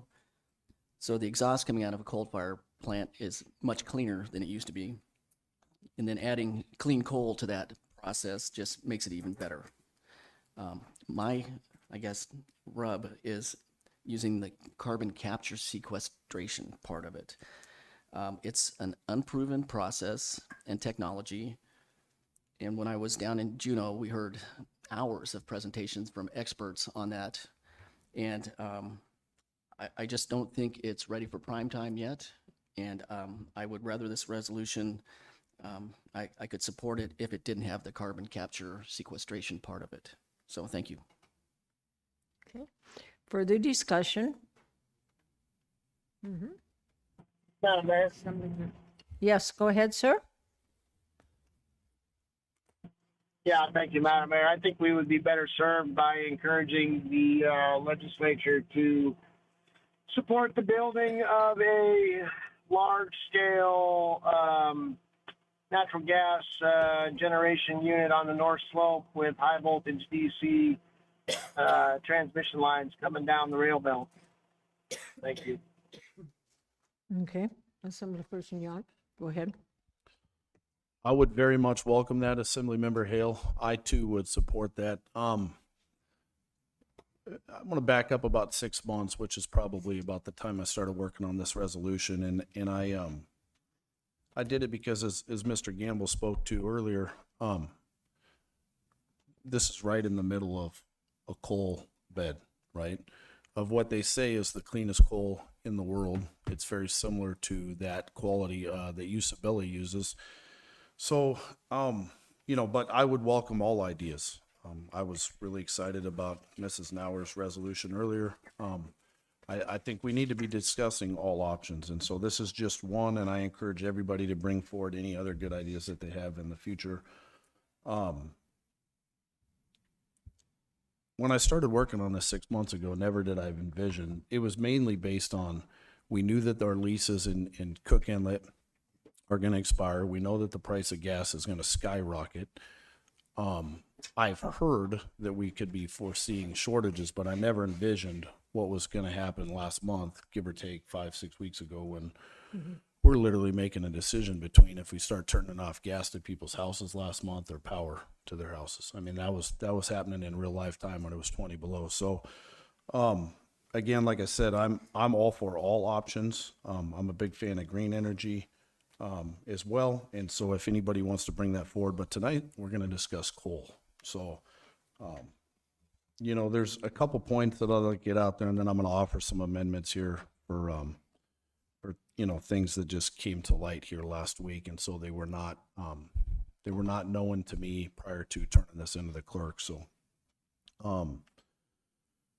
there's a lot of stuff, and I don't know how much of this people have read or covered, but, the long and short of it is that NSTAR, MEA, and Hillcorp have all said we have a major problem on the horizon, and we need to do something to solve that problem. So, the idea that coal is this big monster that it used to be is just that's not accurate at all. Carbon sequestration or not, I can definitely understand why Bill and others would like to discuss that more in the future. I chose that option because it is the cleanest.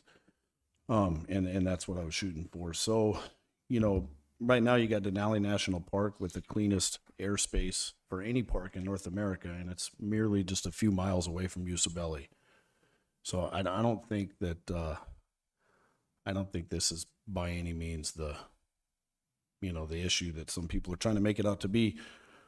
There are people who keep mentioning that nobody supports West Susitna, and the only poll that we've seen showed 65% support.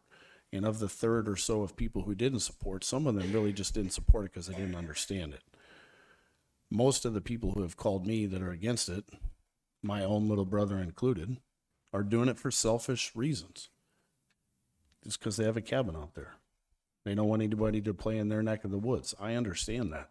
But I think we should put the interests of our community ahead of that of our own. And so, anyhow, that's where it's at. I don't know how many people, there's obviously a couple hundred pages here. So if you guys want to discuss details, I'll wait for questions. For now, I'm going to offer a couple of amendments. One is last week, we were made aware, the UAF, Institute of Northern Engineering, moved forward with, or they released an 80 or 90 page report here, and I would like to add that into the resolution. So I moved to amend IM 24061 by attaching the UAF Institute of Northern Engineering Cook Inlet Region Low Carbon Power Generation with Carbon Capture, Transport, and I think this was supposed to be a storage feasibility study. There's a misspelling there. This study was recently released, and I did not have access to it when the resolution was being written. So I'd like to offer that. Okay. Offering that amendment. All right. So we have have an amendment on the floor. Discussion on the amendment. Does anybody need clarification? Then the people online have the amendment, do they, Madam Clerk? It was emailed out, correct. Okay, okay, all right. Any discussion on the amendment? Any objection to adding the amendment to the resolution? Okay, seeing and hearing none, then that amendment has been added to Resolution 24-031.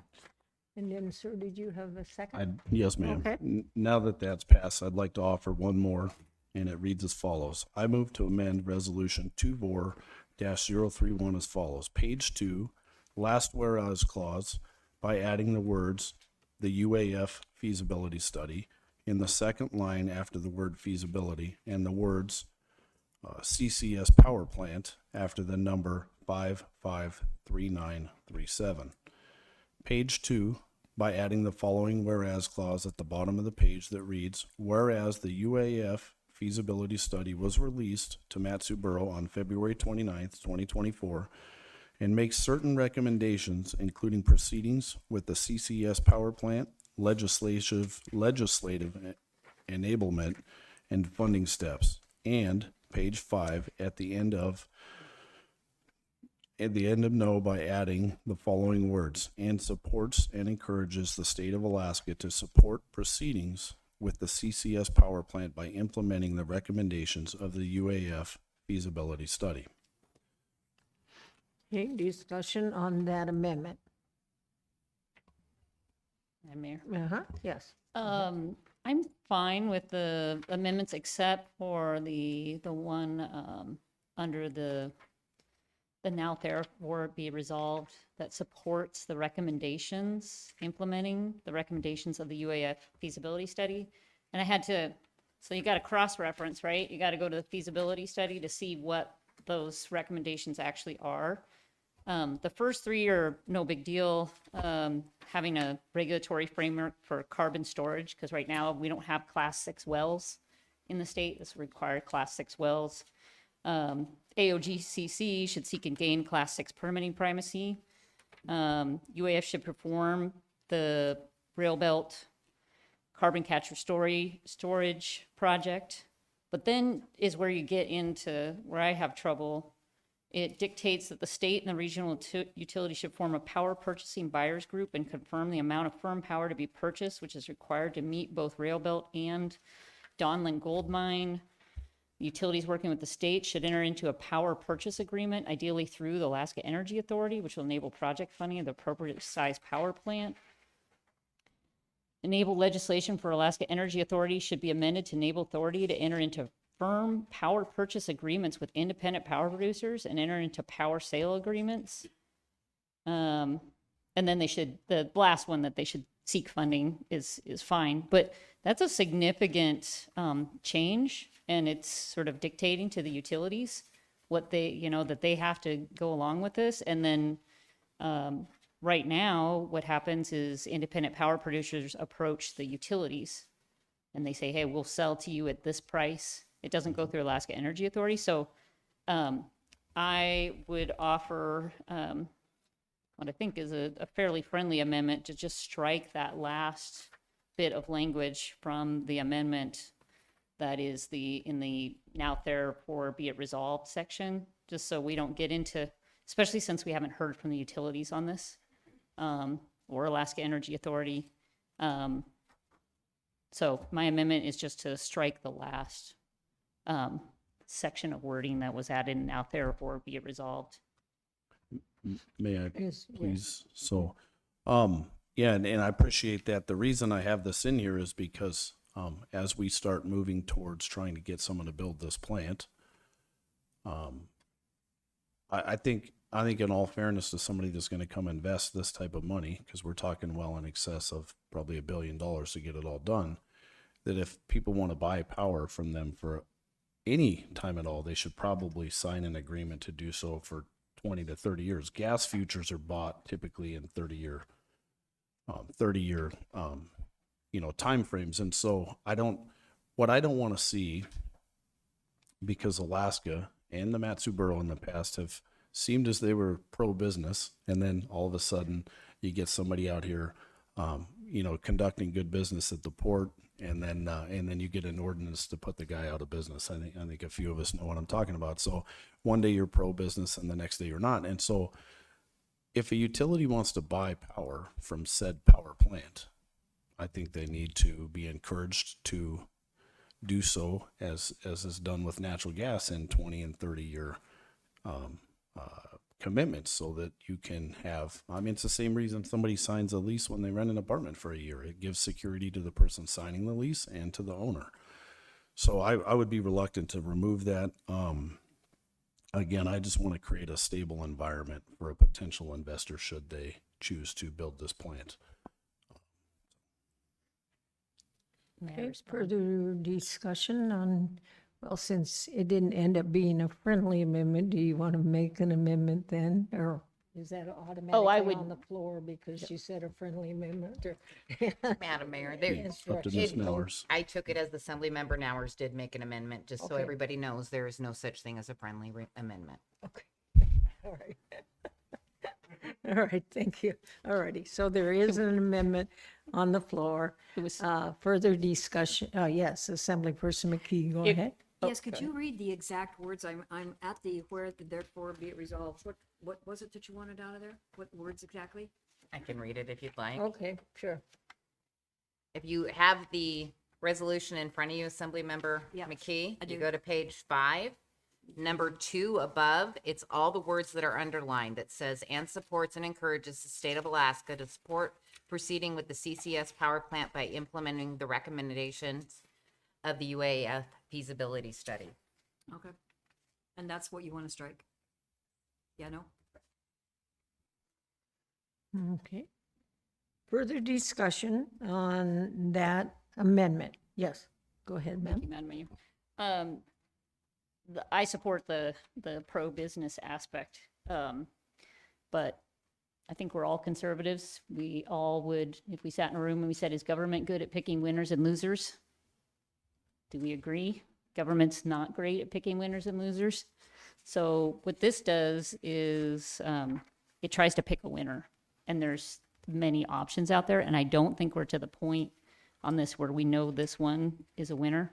So while I respect that, the company would like firm commitments dictating to the utilities that they have to agree to purchase power from a coal plant, I think is getting in a cart before the horse. So that's where I'm at. I mean, we could come back later when we've got more info and say, this is definitely the recommendation we want to go forward, and we'd like the utilities to promise to buy power from the coal plant if they purchase it, but we're ahead of the game at this point. Okay, further discussion on the, yes, Assemblyperson Young, go ahead.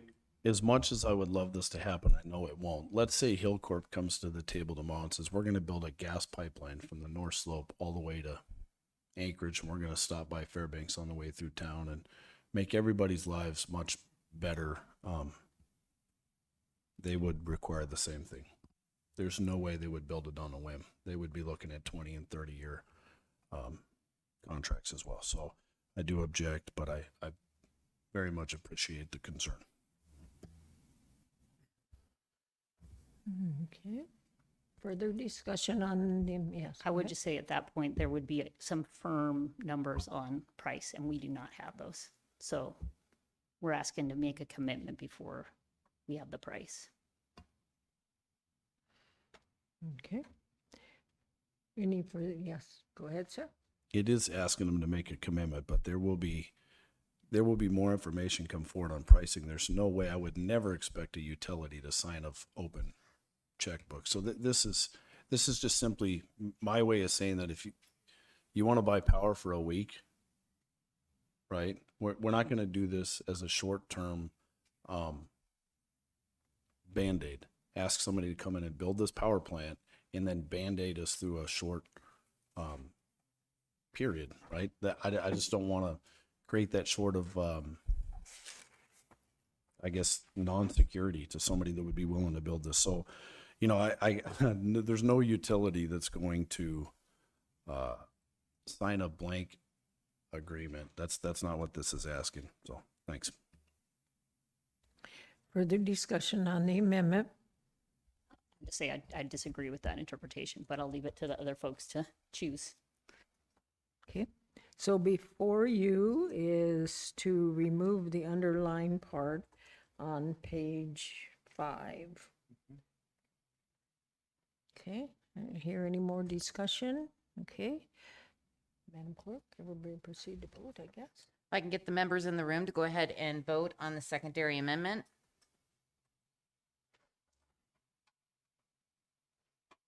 Assemblymember Hale. Yes. Assemblymember Fonoff. No. Madam Mayor, it failed with Assembly members Hale, Gamble, and Nowers in support. Okay, We're on back to the primary amendment. all right. Discussion on the primary amendment. Assemblyperson Gamble, go ahead. Thank you, Madam Mayor. Once again, I want to go back to the carbon capture sequestration. I mean, if the goal is to provide cheap electricity to the Matt Valley and whoever wants to buy the power, the carbon capture sequestration and transport part of it is going to add a large cost. And if I read this, I mean, I just got this yesterday, and this is quite a tough read. It looked like it was going to be almost double of what natural gas costs to produce the same amount of power. Am I wrong?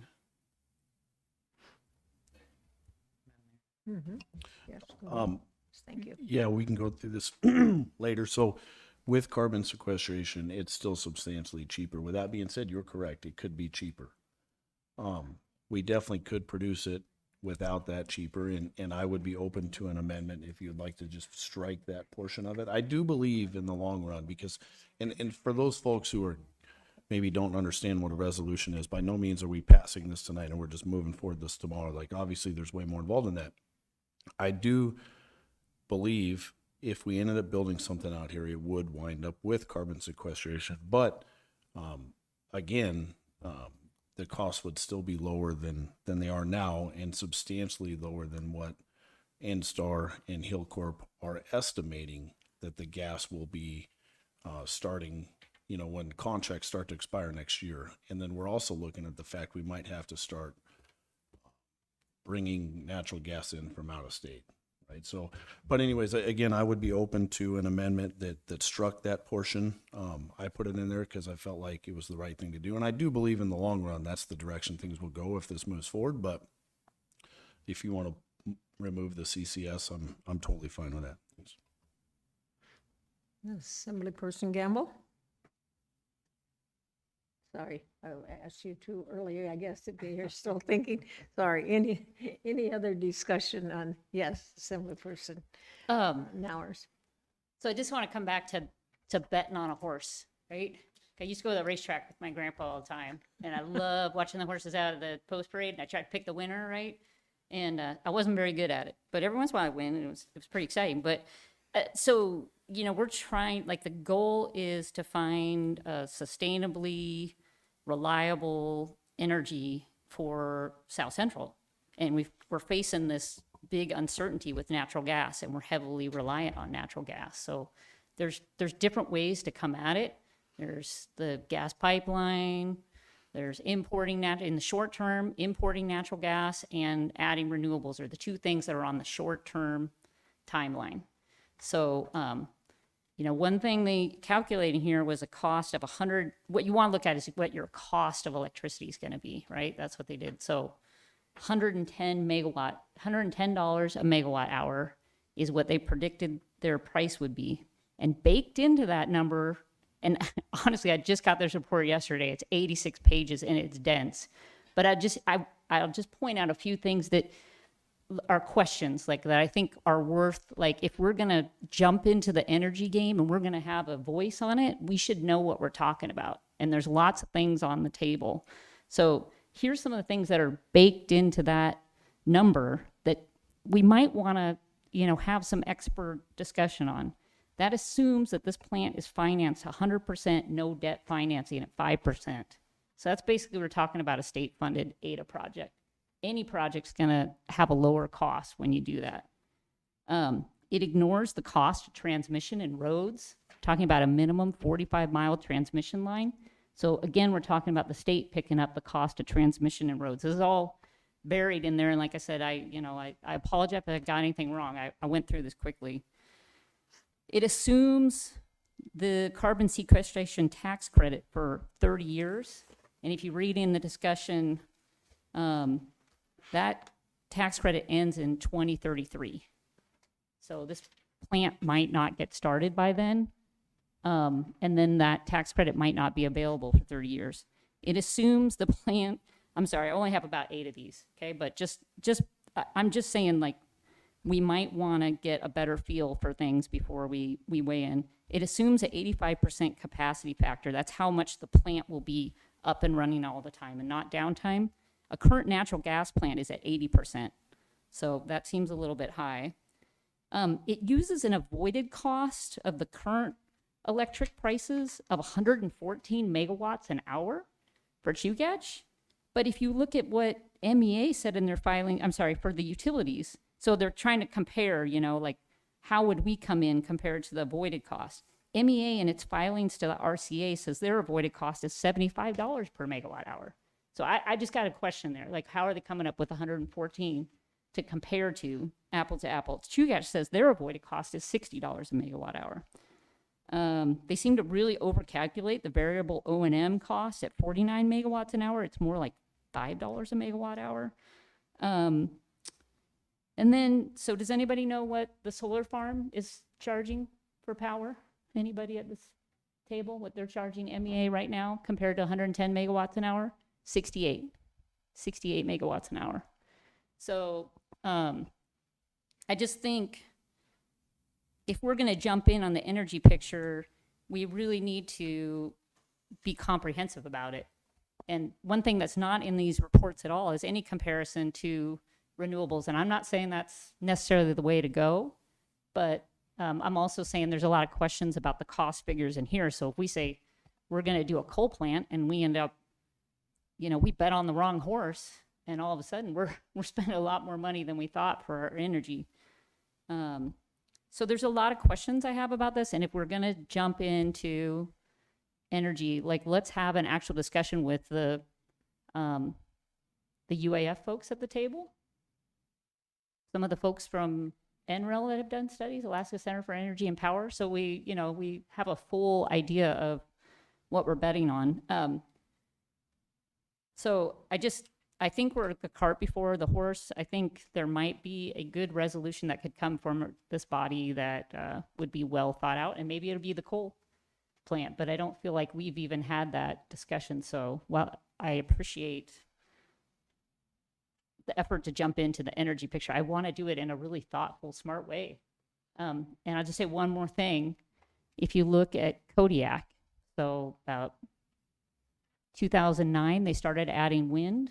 So they're now 80% hydro and 20% wind. They have their diesel generators. They turn them on quarterly just to check them. They got them for backup. Their electric prices have actually dropped in the last 10 years compared to all of us. So, I mean, it's obviously that's the background that I have, is in renewable energy integration on a utility scale.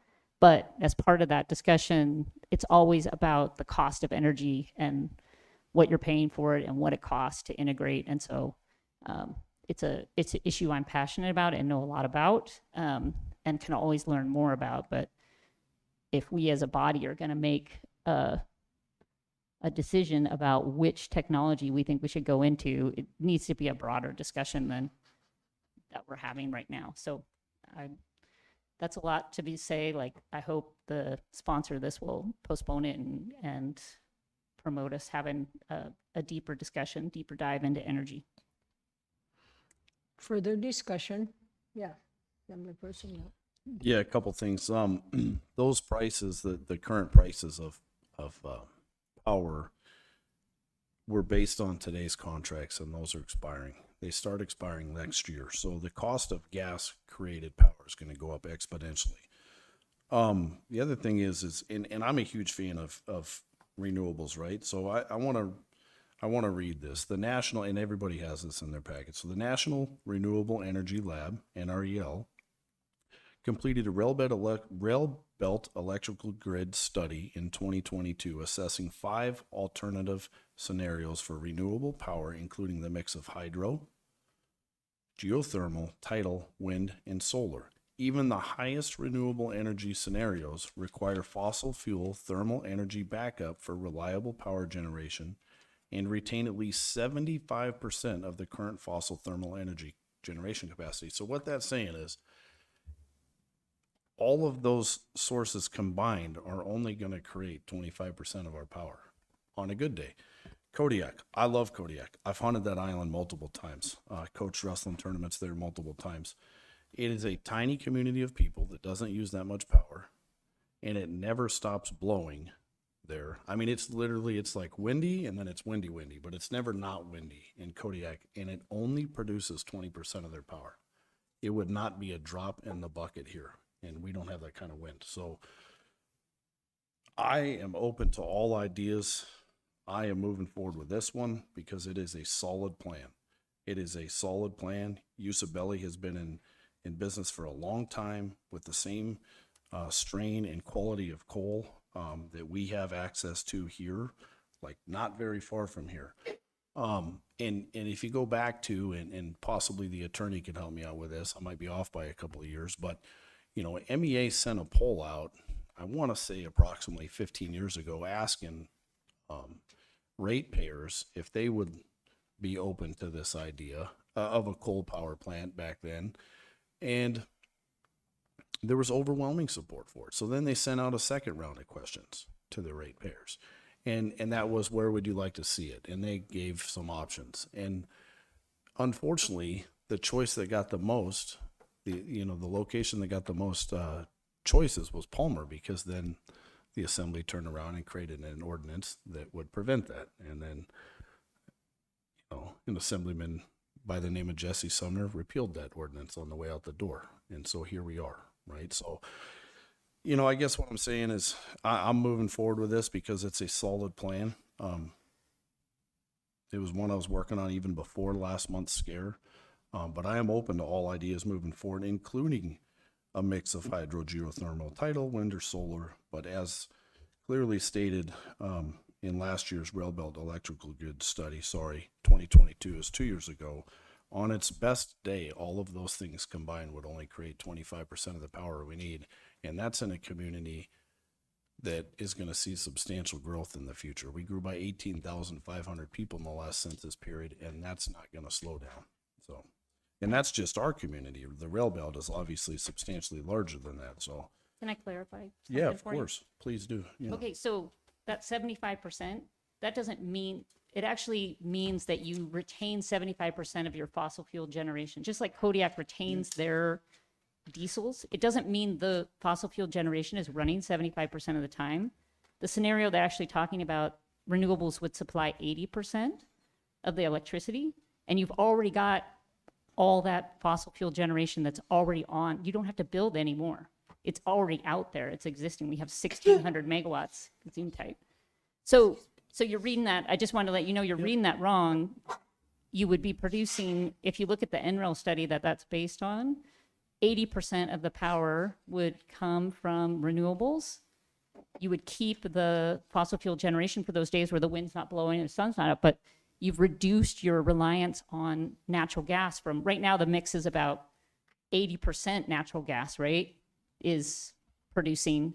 You've reduced that to 20%. So if we do have to import natural gas, we're saving money. So that's a little bit of a different, I just want to clarify that for you. So you can do significant renewables is what that study found, but you keep the fossil fuel generation as the backup on those days. But on the days you're not using it, like we have gas storage, right? We have 11 billion cubic feet of gas storage at the Singsa site. So when the wind is blowing, you leave that gas in storage. It's there for you to use. So if you've reduced you know, part of our problem now is we have to buy so much gas. We have to buy 20 billion cubic feet just for electric generation. If we have to import all that, that's super expensive. But if we get that down by 80%, we're only importing 4 billion cubic feet. That's a lot less cost. So anyways, just a small, I just want to clarify that for you. Madam Mayor? Yes, go ahead. Yeah, just a point of order. I believe we're still on the amendment. Right, we are, sir. Yes, we are on the original amendment. Okay, He's right. We should vote on amendment. Sorry. yeah, yeah. So, okay, so further discussion on the First Amendment. Any objection? It's the primary. Mm-hmm. Yep, the First Amendment that's right here on this page, right there, that one there, with the 3 different parts.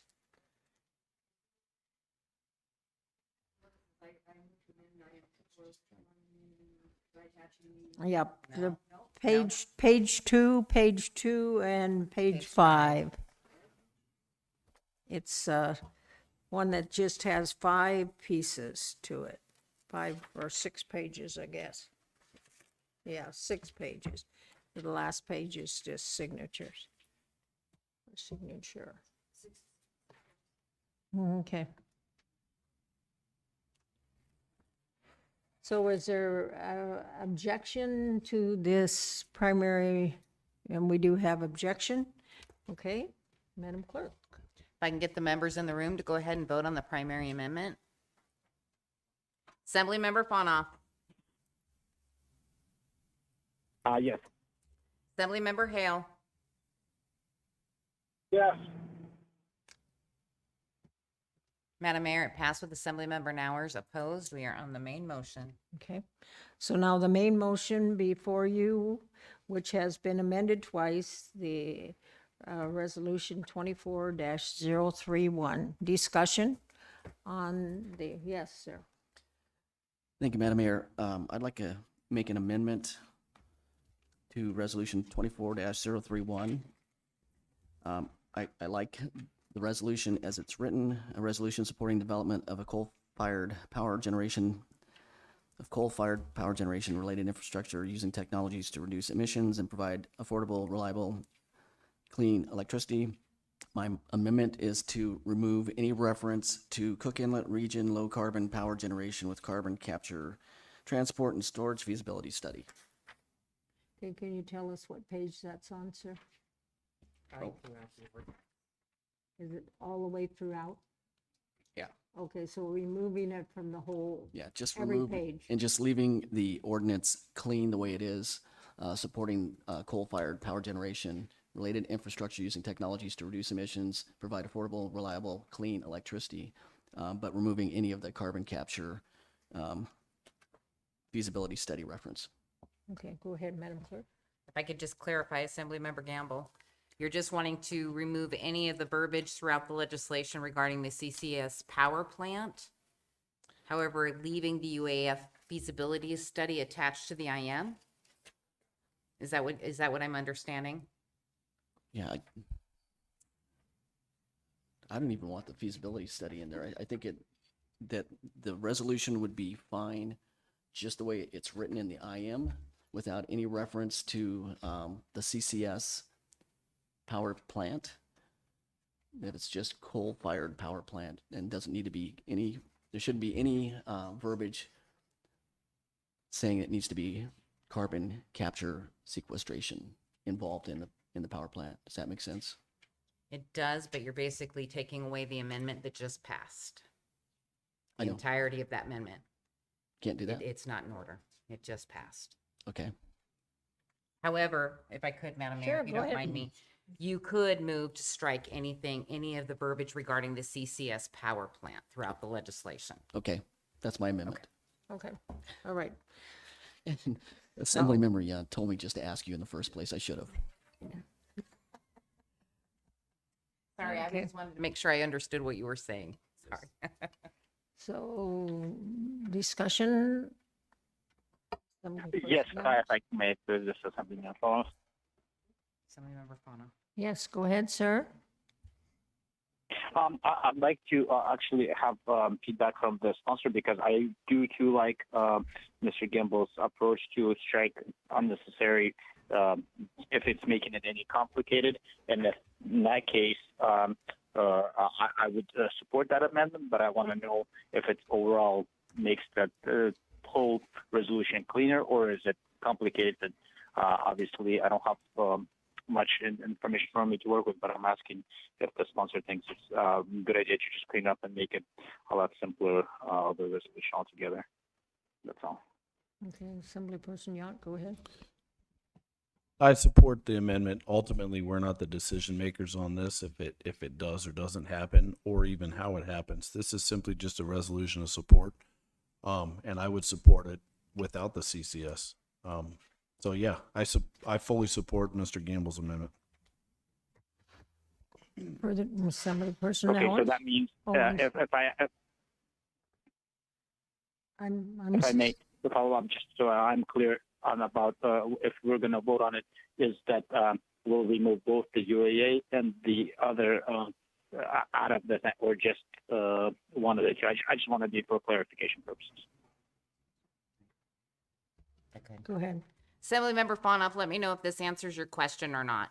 So basically what the amendment would do would remove any reference to the CCS power plant. However, the feasibility study from UAF would still be attached to the IM. Does that answer your question? Oh, yeah, it does answer your question. Thank you. Okay. Yeah. Okay. Assemblymember Nowers. And then... Assemblyperson Nowers? So just Assemblymember Gamble, is the intent then to have a coal plant without carbon sequestration? Is that? Through the mayor, that would be my intent, is not to get involved in carbon capture sequestration. But like Assemblymember Ianta said, we won't be the ones who decide whether it is or it isn't. We're just saying in the resolution that we support a coal-fired power generation and the related infrastructure using technologies to reduce emissions, provide affordable, reliable, and clean electricity. But we're not going to tell them how to do it. Okay, because I would just note, like, the baked into the cost figures for how much the coal is going to cost us is $85 a ton, metric ton tax credit based on carbon sequestration. So it might change if they don't do it. It change some of the cost figures that are listed in here are just become not. You've taken out a big portion of how they calculated them. Right, but we're not saying that they can't. Yeah. We're just saying you do it however you want to do it. It's on you. Okay. Right. Okay, yes. Question. So Assemblyperson Yant? I and again, we'll have to ask the sponsor of the amendment. I think what he's trying to say is strike anything to do with CCS, carbon capture sequestration, but I want to make sure we don't remove the reference to the power plant portion. Obviously, the goal here would be to build a power plant just without the CCS, and so I wanted to clarify that for the clerk. Okay, I see the clerk shaking her head, yes. Madam Mayor?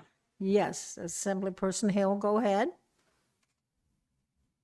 Yeah, I'd just like to note that, in our be it resolved clauses, we're saying in accordance with these recommendations made by UAF, and those recommendations, include this carbon sequestration. So I'm not sure what this amendment is even doing. So anyway. Okay, further discussion on the amendment. Is there any objection to the amendment passing? Yes. Okay, we have an objection. Okay, go ahead, ma'am. If I can get the members in the room to go ahead and vote on the amendment.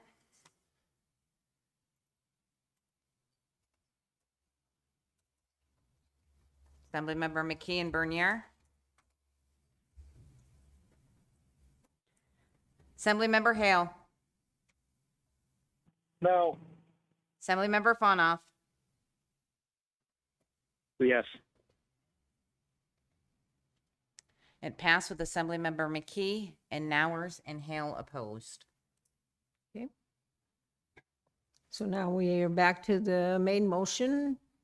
Any further amendments on Resolution 24-031? I'd like to move to postpone it so we can have a discussion with experts on these issues. So to postpone it for, maybe the clerk can help me. I know she's multitasking over there. I have a Are you looking for a month? Are you looking for? I would say a couple months because we have budget hearings and I'm not sure this is time sensitive. So maybe into June to get us past the budget season and give us time to schedule a work session. You've got June 4th and June 18th. June 18th.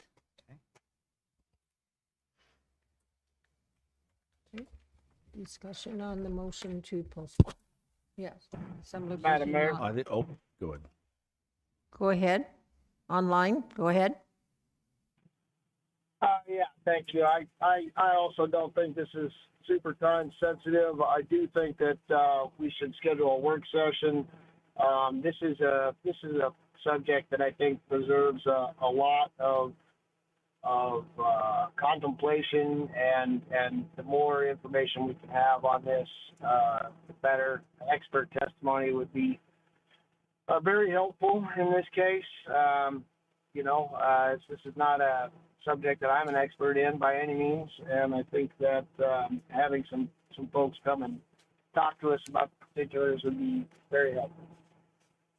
Okay. Person, you go ahead. Yeah, because we're in session right now, I don't agree with postponing this. I wasn't sure when I was going to bring it forward. Things obviously sped up last month when we were making some pretty tough local decisions on who was going to keep power on at their house and who wasn't, so that we didn't reduce the pressure in N-Star's line. So the legislature is currently active. And I do think we should pass this tonight. Now, with that being said, I'm open to all working groups in the future and any other ideas, whether it be with coal, hydro, any green ideas, as well as nuclear. But I think there are conversations happening in Juneau right now based around coal. And that's why I brought this forward right now. So I object to delaying this any further, but I am open to all ideas in the future. Okay, so there's. Madam Mayor, Yes, go ahead, sir. am I allowed to call in a question on this and the vote on the resolution? You call the question. You could, Yeah. To Assemblymember Fanoff, you could call the question on the motion to postpone. No, I was talking about. Yeah, I was gonna call in a question, a discussion about the vote on the legislation. So what we're right now is open a new discussion just on the postponement. Understanding. Right. We are on the motion to postpone right now to June 20th. Okay. Okay, so I hear objections to the motion to postpone. Okay, so we have objection. Go ahead, Madam Clerk. I can get the members in the room to go ahead and vote. Now you're Assemblymember Fanoff. No. Assemblymember Hale. Yes. Madam Mayor, it failed with Assemblymember Hale and Nowers in support. Okay, so we have the motion back Now, on the I floor wanna- now for resolution I'd 24-03. like to on the question then. You want to call a question? Madam Mayor, I believe. Yeah. Yep. I don't know. I was in the queue before Mr. Fanoff to make a motion. You want to make a motion? Well, he had asked before we voted on the postponement, so let's see if the motion to call a question will pass, okay? Okay, appreciate it. Okay, so Madam Clerk? There's a motion on the floor to call the question on the main motion. Please vote on whether you want to stop debate and call the question. Members in the room. Assemblymember Hale. No. Assemblymember Fawnoff. Yes. Madam Mayor, it passed with Assemblymember Nowers and Hale opposed. We are now on the main motion. Okay, so the motion before you is to approve Resolution 24-031 as amended. Is there objection? And I'm sure, is there objection? Yes, there is. If I can get the members in the room to go ahead and vote on the main motion. Assemblymember Fawnoff. Yes. Assemblymember Hale. No. Madam Mayor, it passed with Assemblymember Hale and Fawnoff opposed, or excuse me, Hale and Nowers opposed. Okay. Ready? So we do not have any unfinished business. There are no vetoes. Madam Clerk, we're ready for the introductions for public hearing when you are. Introduction for public hearing on March 19th. Our resolution 24023, ordinance 24033, and ordinance 24035 with accompanying resolutions 24029. Deputy Mayor, will you move the introductions? Ron? I move to introduce the legislation as read into the record by the clerk and set the public hearing for March 19th, 2024. Okay, thank you. Is there any discussion? Is there any objection? Okay, hearing none, then the legislation is introduced. We do not have any referrals, but we do have a reconsideration. We need, What do we have? we went past the vacancy report. Oh, good, thank you. I'm sorry. So there is a vacancy report. Deputy Mayor, will you read it, please? Thank you. I move to confirm the mayor's recommendation as follows. Parks, Recreation, Trail Advisory Board, Harry Hillman. Okay, is there discussion? Is there objection? Okay, hearing none, then the vacancy report is approved. Thank you, Madam Clerk, for keeping me online. So there is no new business, and there's no referrals, but we do have a reconsideration. Madam Clerk. Ordinance 24010, an ordinance allowing candidates for mayor, assembly, and school board to designate a political affiliation. Okay, Assemblyperson Gamble, would you like to make a motion to reconsider? Thank you, Madam Mayor. I move to reconsider ordinance 24-010 and would like to speak to it. Is there discussion? Bill wants to speak to it. Bill? Yeah, I'd like Go to ahead. speak to it. Thank you, Madam Mayor.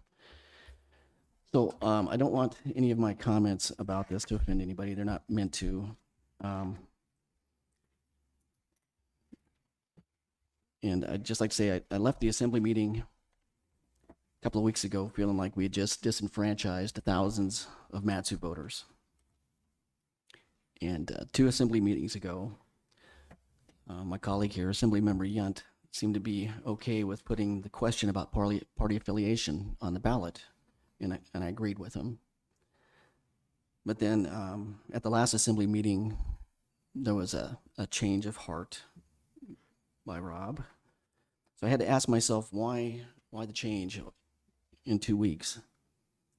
So as I thought through it, I came up with, well, there's an election coming up in November, and we've got 4 Republican assembly members and a Republican mayor on the ballot, not to mention what the school board has going on. And there's a need to give those candidates every advantage that they can get, and I understand that. I don't agree with it. Not to mention that the voters may not approve putting party affiliation on ballots if they were given the option to vote on it. To say that this is not a partisan issue is very disingenuous.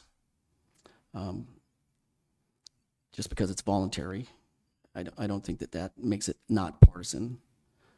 Allowing candidates to put their party affiliation on ballots for borough elections makes our elections partisan regardless if it's voluntary or not. It's an attempt to give one party an advantage over another party.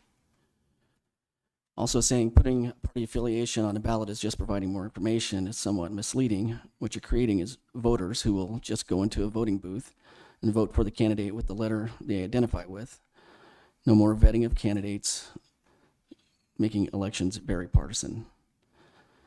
This ordinance is not like a timber sale or changing administrative policy or appointing board members. We are fundamentally changing the way our borough has conducted elections since it was established 60 years ago. I firmly believe that if this ordinance is passed without a vote by our constituents, it constitutes election interference. I don't care how a vote on this issue turns out. I really don't. Whatever the voters decide, I'm okay with. Even though I am a Republican, a lifelong Republican and a conservative, I believe that this issue is such a significant change to how we conduct our elections, it should be decided by the voters. The elections are the people's elections, they're not our elections. Let them decide. So I'm asking you to join me in reconsidering this ordinance, and let's amend it and put the question before the voters. Thank you. Okay, so now the question for this, what you'll be voting on now is if you want to reconsider. It's not on passing yes or no. The question that you're going to vote on now is, do you want to reconsider? Okay, Assemblyperson Hours, go ahead. Just briefly, I wanted to thank Assemblymember Gamble for bringing this back. It's not always things should come back for reconsideration, but I feel equally strongly about this. These seats belong to the people. And so no matter, what party you're from, how we choose these seats, we're bench warmers. We're here temporarily. It's up to the residents to decide who sits up here and how they're chosen. So I wanted to thank him for bringing it back. I think the residents deserve to have the vote on whether we do this. And honestly, however they vote is fine, but it's not up to the 7 of us. It's up to all of them to decide. So I hope my fellow assembly members can support sending it to the voters. Okay, yes. Madam Mayor, Yes, go ahead. I'd like to call the question, please. Assemblymember Hill called the question, correct? Okay. Ready?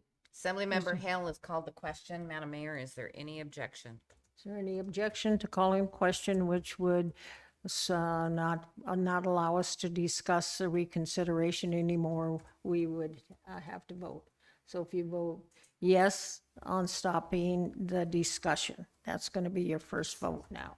Or no if you want to discuss more. Okay? Is there any objection to calling the question? Any objection to calling the question? No? Okay. So the motion before you now is whether you want to reconsider your action on ordinance 24-010. So.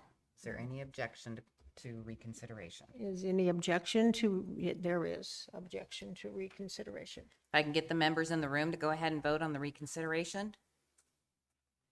Assemblymember Hale. Yes. Assemblymember Fonoff. No.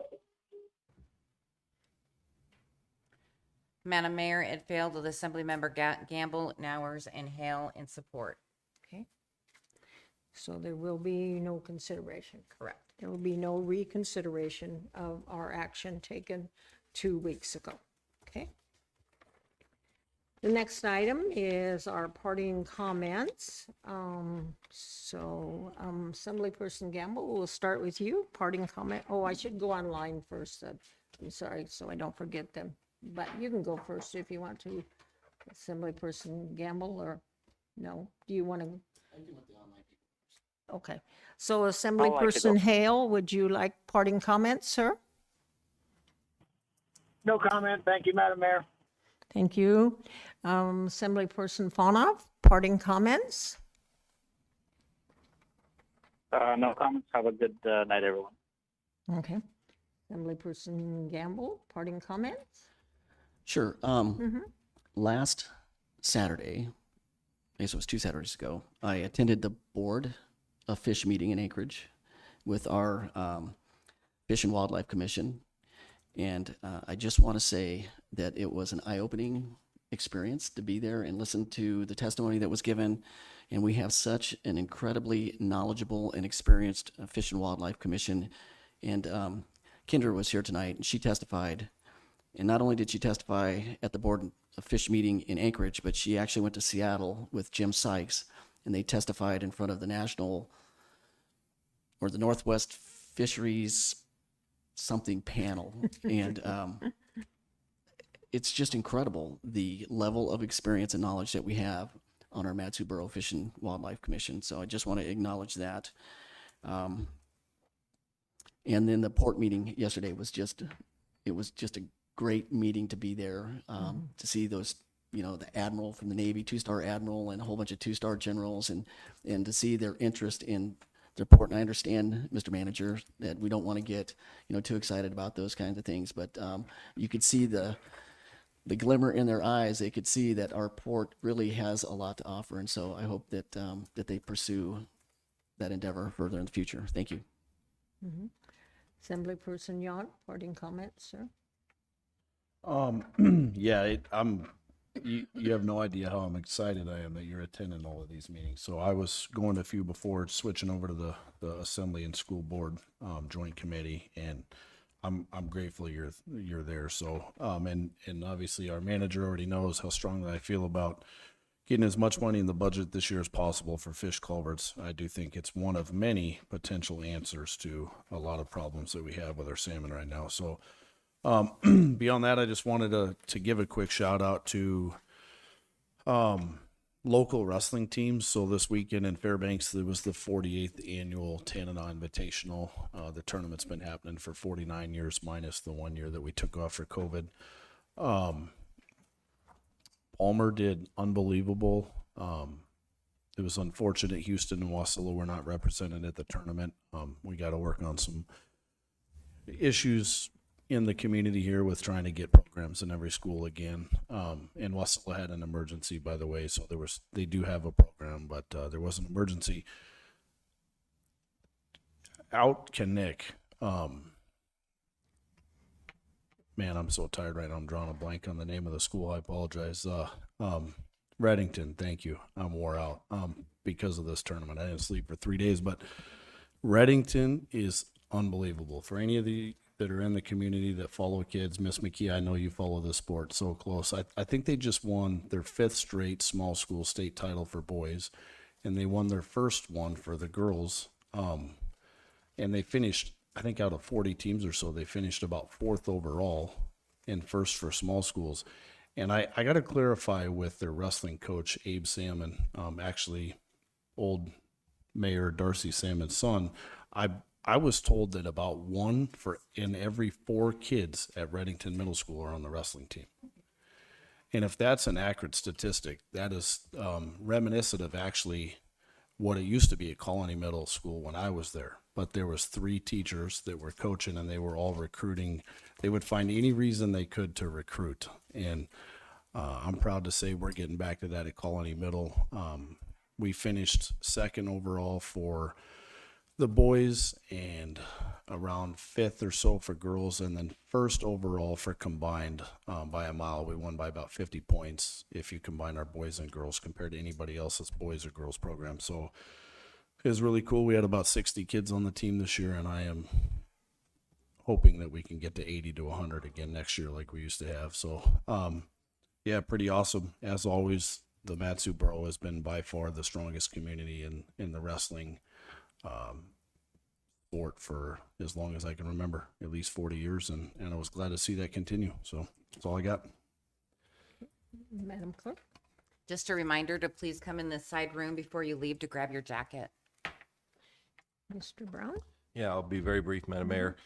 So I did leave the port meeting yesterday with a sense of anticipation. It kind of caused me to think about what's on the horizon for us. So I'm just going to go really quick through some things. So we talked about the port visit yesterday. We talked about CTP TAP and what influx of federal funding that could be for transportation infrastructure. The Arctic Winter Games starts this week. Like, arrival day is Saturday. That features many of our own borough venues and our community. So that's going to be really exciting, and it is going to be game on this weekend. We have 6 TIP 21 projects that are teed up to go out for construction this summer, which is millions that will go into construction and transportation improvements that the borough has generated. Matsu Central School is under construction. I drove by there the other day and saw them erecting steel and went, whoa. Like, you know, they came out of winter shutdown pretty quick. But that's exciting. The Gateway Visitor Center should go out to construction this summer. Our leachate facility contract is approved and moving forward for the central landfill. We're getting a new entrance and tipping floor at central landfill. Those projects are moving forward. We're resetting our road maintenance contracts as we speak. And we should be closing in on awarding the Port Pile Sleeve contract, which is another $10 million that will go out. Those are some really cool, exciting things. And it's all within the next several months. And a lot of construction will occur this summer. So I'm really excited about what all that means to us as a community. And I will be in Juneau tomorrow and Thursday, along with 2 of our assembly members, hopefully back without any flight delays on Friday. The mayor will not be joining us. That's all, Madam Mayor. Thank you. Okay. Assembly Person Nowers, parting comments? Thank you. I wanted to echo the kudos to our amazing Fish and Wildlife Commission. They are just an amazing resource, and they put so much time in, and maybe we can recognize them. Maybe we've recognized them before, but we could recognize them again. They do amazing work for us to try to get more fish back here. Been over at the Arctic Winter Games office, super exciting to see it all come together, help put lanyards together. There was like an endless box of like 6,000 lanyards. It just went on and on and on. But it's amazing. People are just dropping in and helping out, and things are getting resolved. And I was answering the phones, and the Canadian Broadcasting Company was calling because they want to come do a tour. So that's very exciting. I want to say, like, energy that's like a base cost for us and how we're going to live in the state. We already pay 20 cents a kilowatt hour for electricity. That's some of the highest in the country. I can't imagine people trying to live here if it goes up more. And we just had something you've been thinking about for 6 months, but we just saw a week ago, and then the actual report is based on you gave to us yesterday, and we made a decision. I don't feel like that's thoughtful about this energy picture. And I personally want to do better as a body to think about things. So I hope moving forward that there will be a push to have folks come talk to us about this energy picture so we really understand it, because the decisions being made are critical for the future of the borough in the state.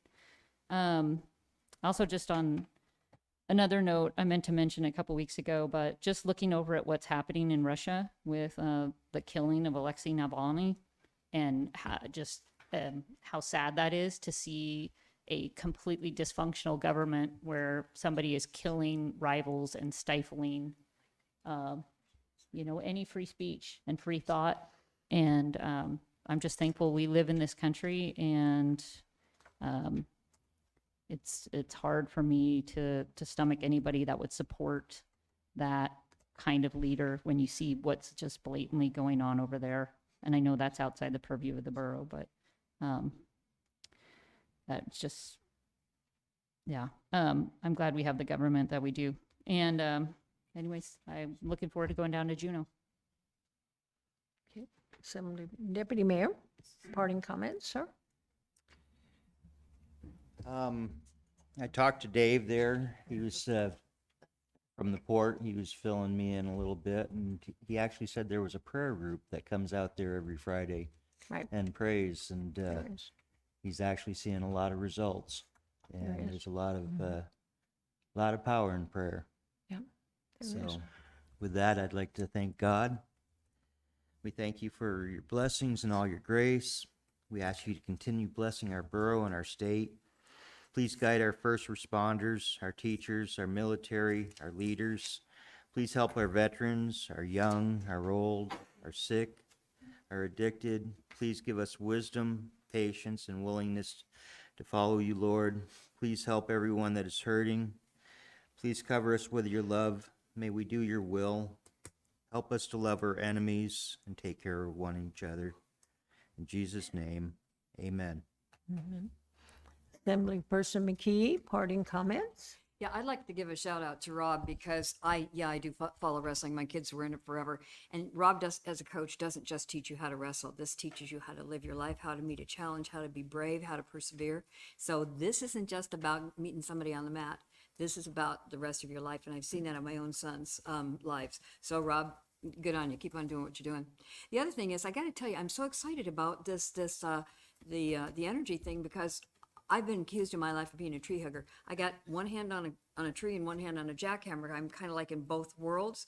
And finally, in this resolution that we have, both worlds are meeting in a very positive way. And I am delighted to be able to say I think it's just the right thing at just the right time. So thanks for bringing it forward. Mr. Attorney, parting comments? Okay. Assemblyperson Gamble, parting comments? Thank you, Madam Mayor. I just would like to ask that at our strategy meeting in August that we make a good portion of it an energy work group so we can start getting into these subjects that are going to affect us in the future. Okay, yes, go ahead. That's, no, we don't have anything So scheduled. the assembly will have to approve that date schedule. Oh, okay. I thought at the strategy session, we decided to have another strategy meeting in August. We talked about it, but nothing was scheduled. Gotcha. Well, I don't schedule meetings. if and when it's scheduled, I'd like energy to be a big part of it. So thank you. Yeah, I'm just thinking if we want to get it on the schedule. I've got a note to write down to bring it back to the next meeting. And we can make sure we have. Can I make one more comment? I should Oh, have sure. added a little comma on the end of mine. I've been very skeptical about Port McKenzie for all the years, and I've been watching this thing since George was in the assembly. And now, guess what was the reason for doing the Port McKenzie in the first place? It was coal. So maybe it'll work. I'm just very excited. I just had to say that. Thanks. Yeah, well, you know what? If you get lemons, you make lemonade, and that's what we're trying to do out there. But it was the only thing I would add to what we, regarding Monday, that I believe, without even any of us bringing up the Knickarm Crossing, they brought that up and how beneficial that will be and should be. And so I think people that are strategizing and looking at what can really happen to our borough and what an asset it can be to our whole state realize that both of those projects are very important. So anyway, and you told them about the jacket. That's all that I had, and we'll adjourn the meeting at 8:49.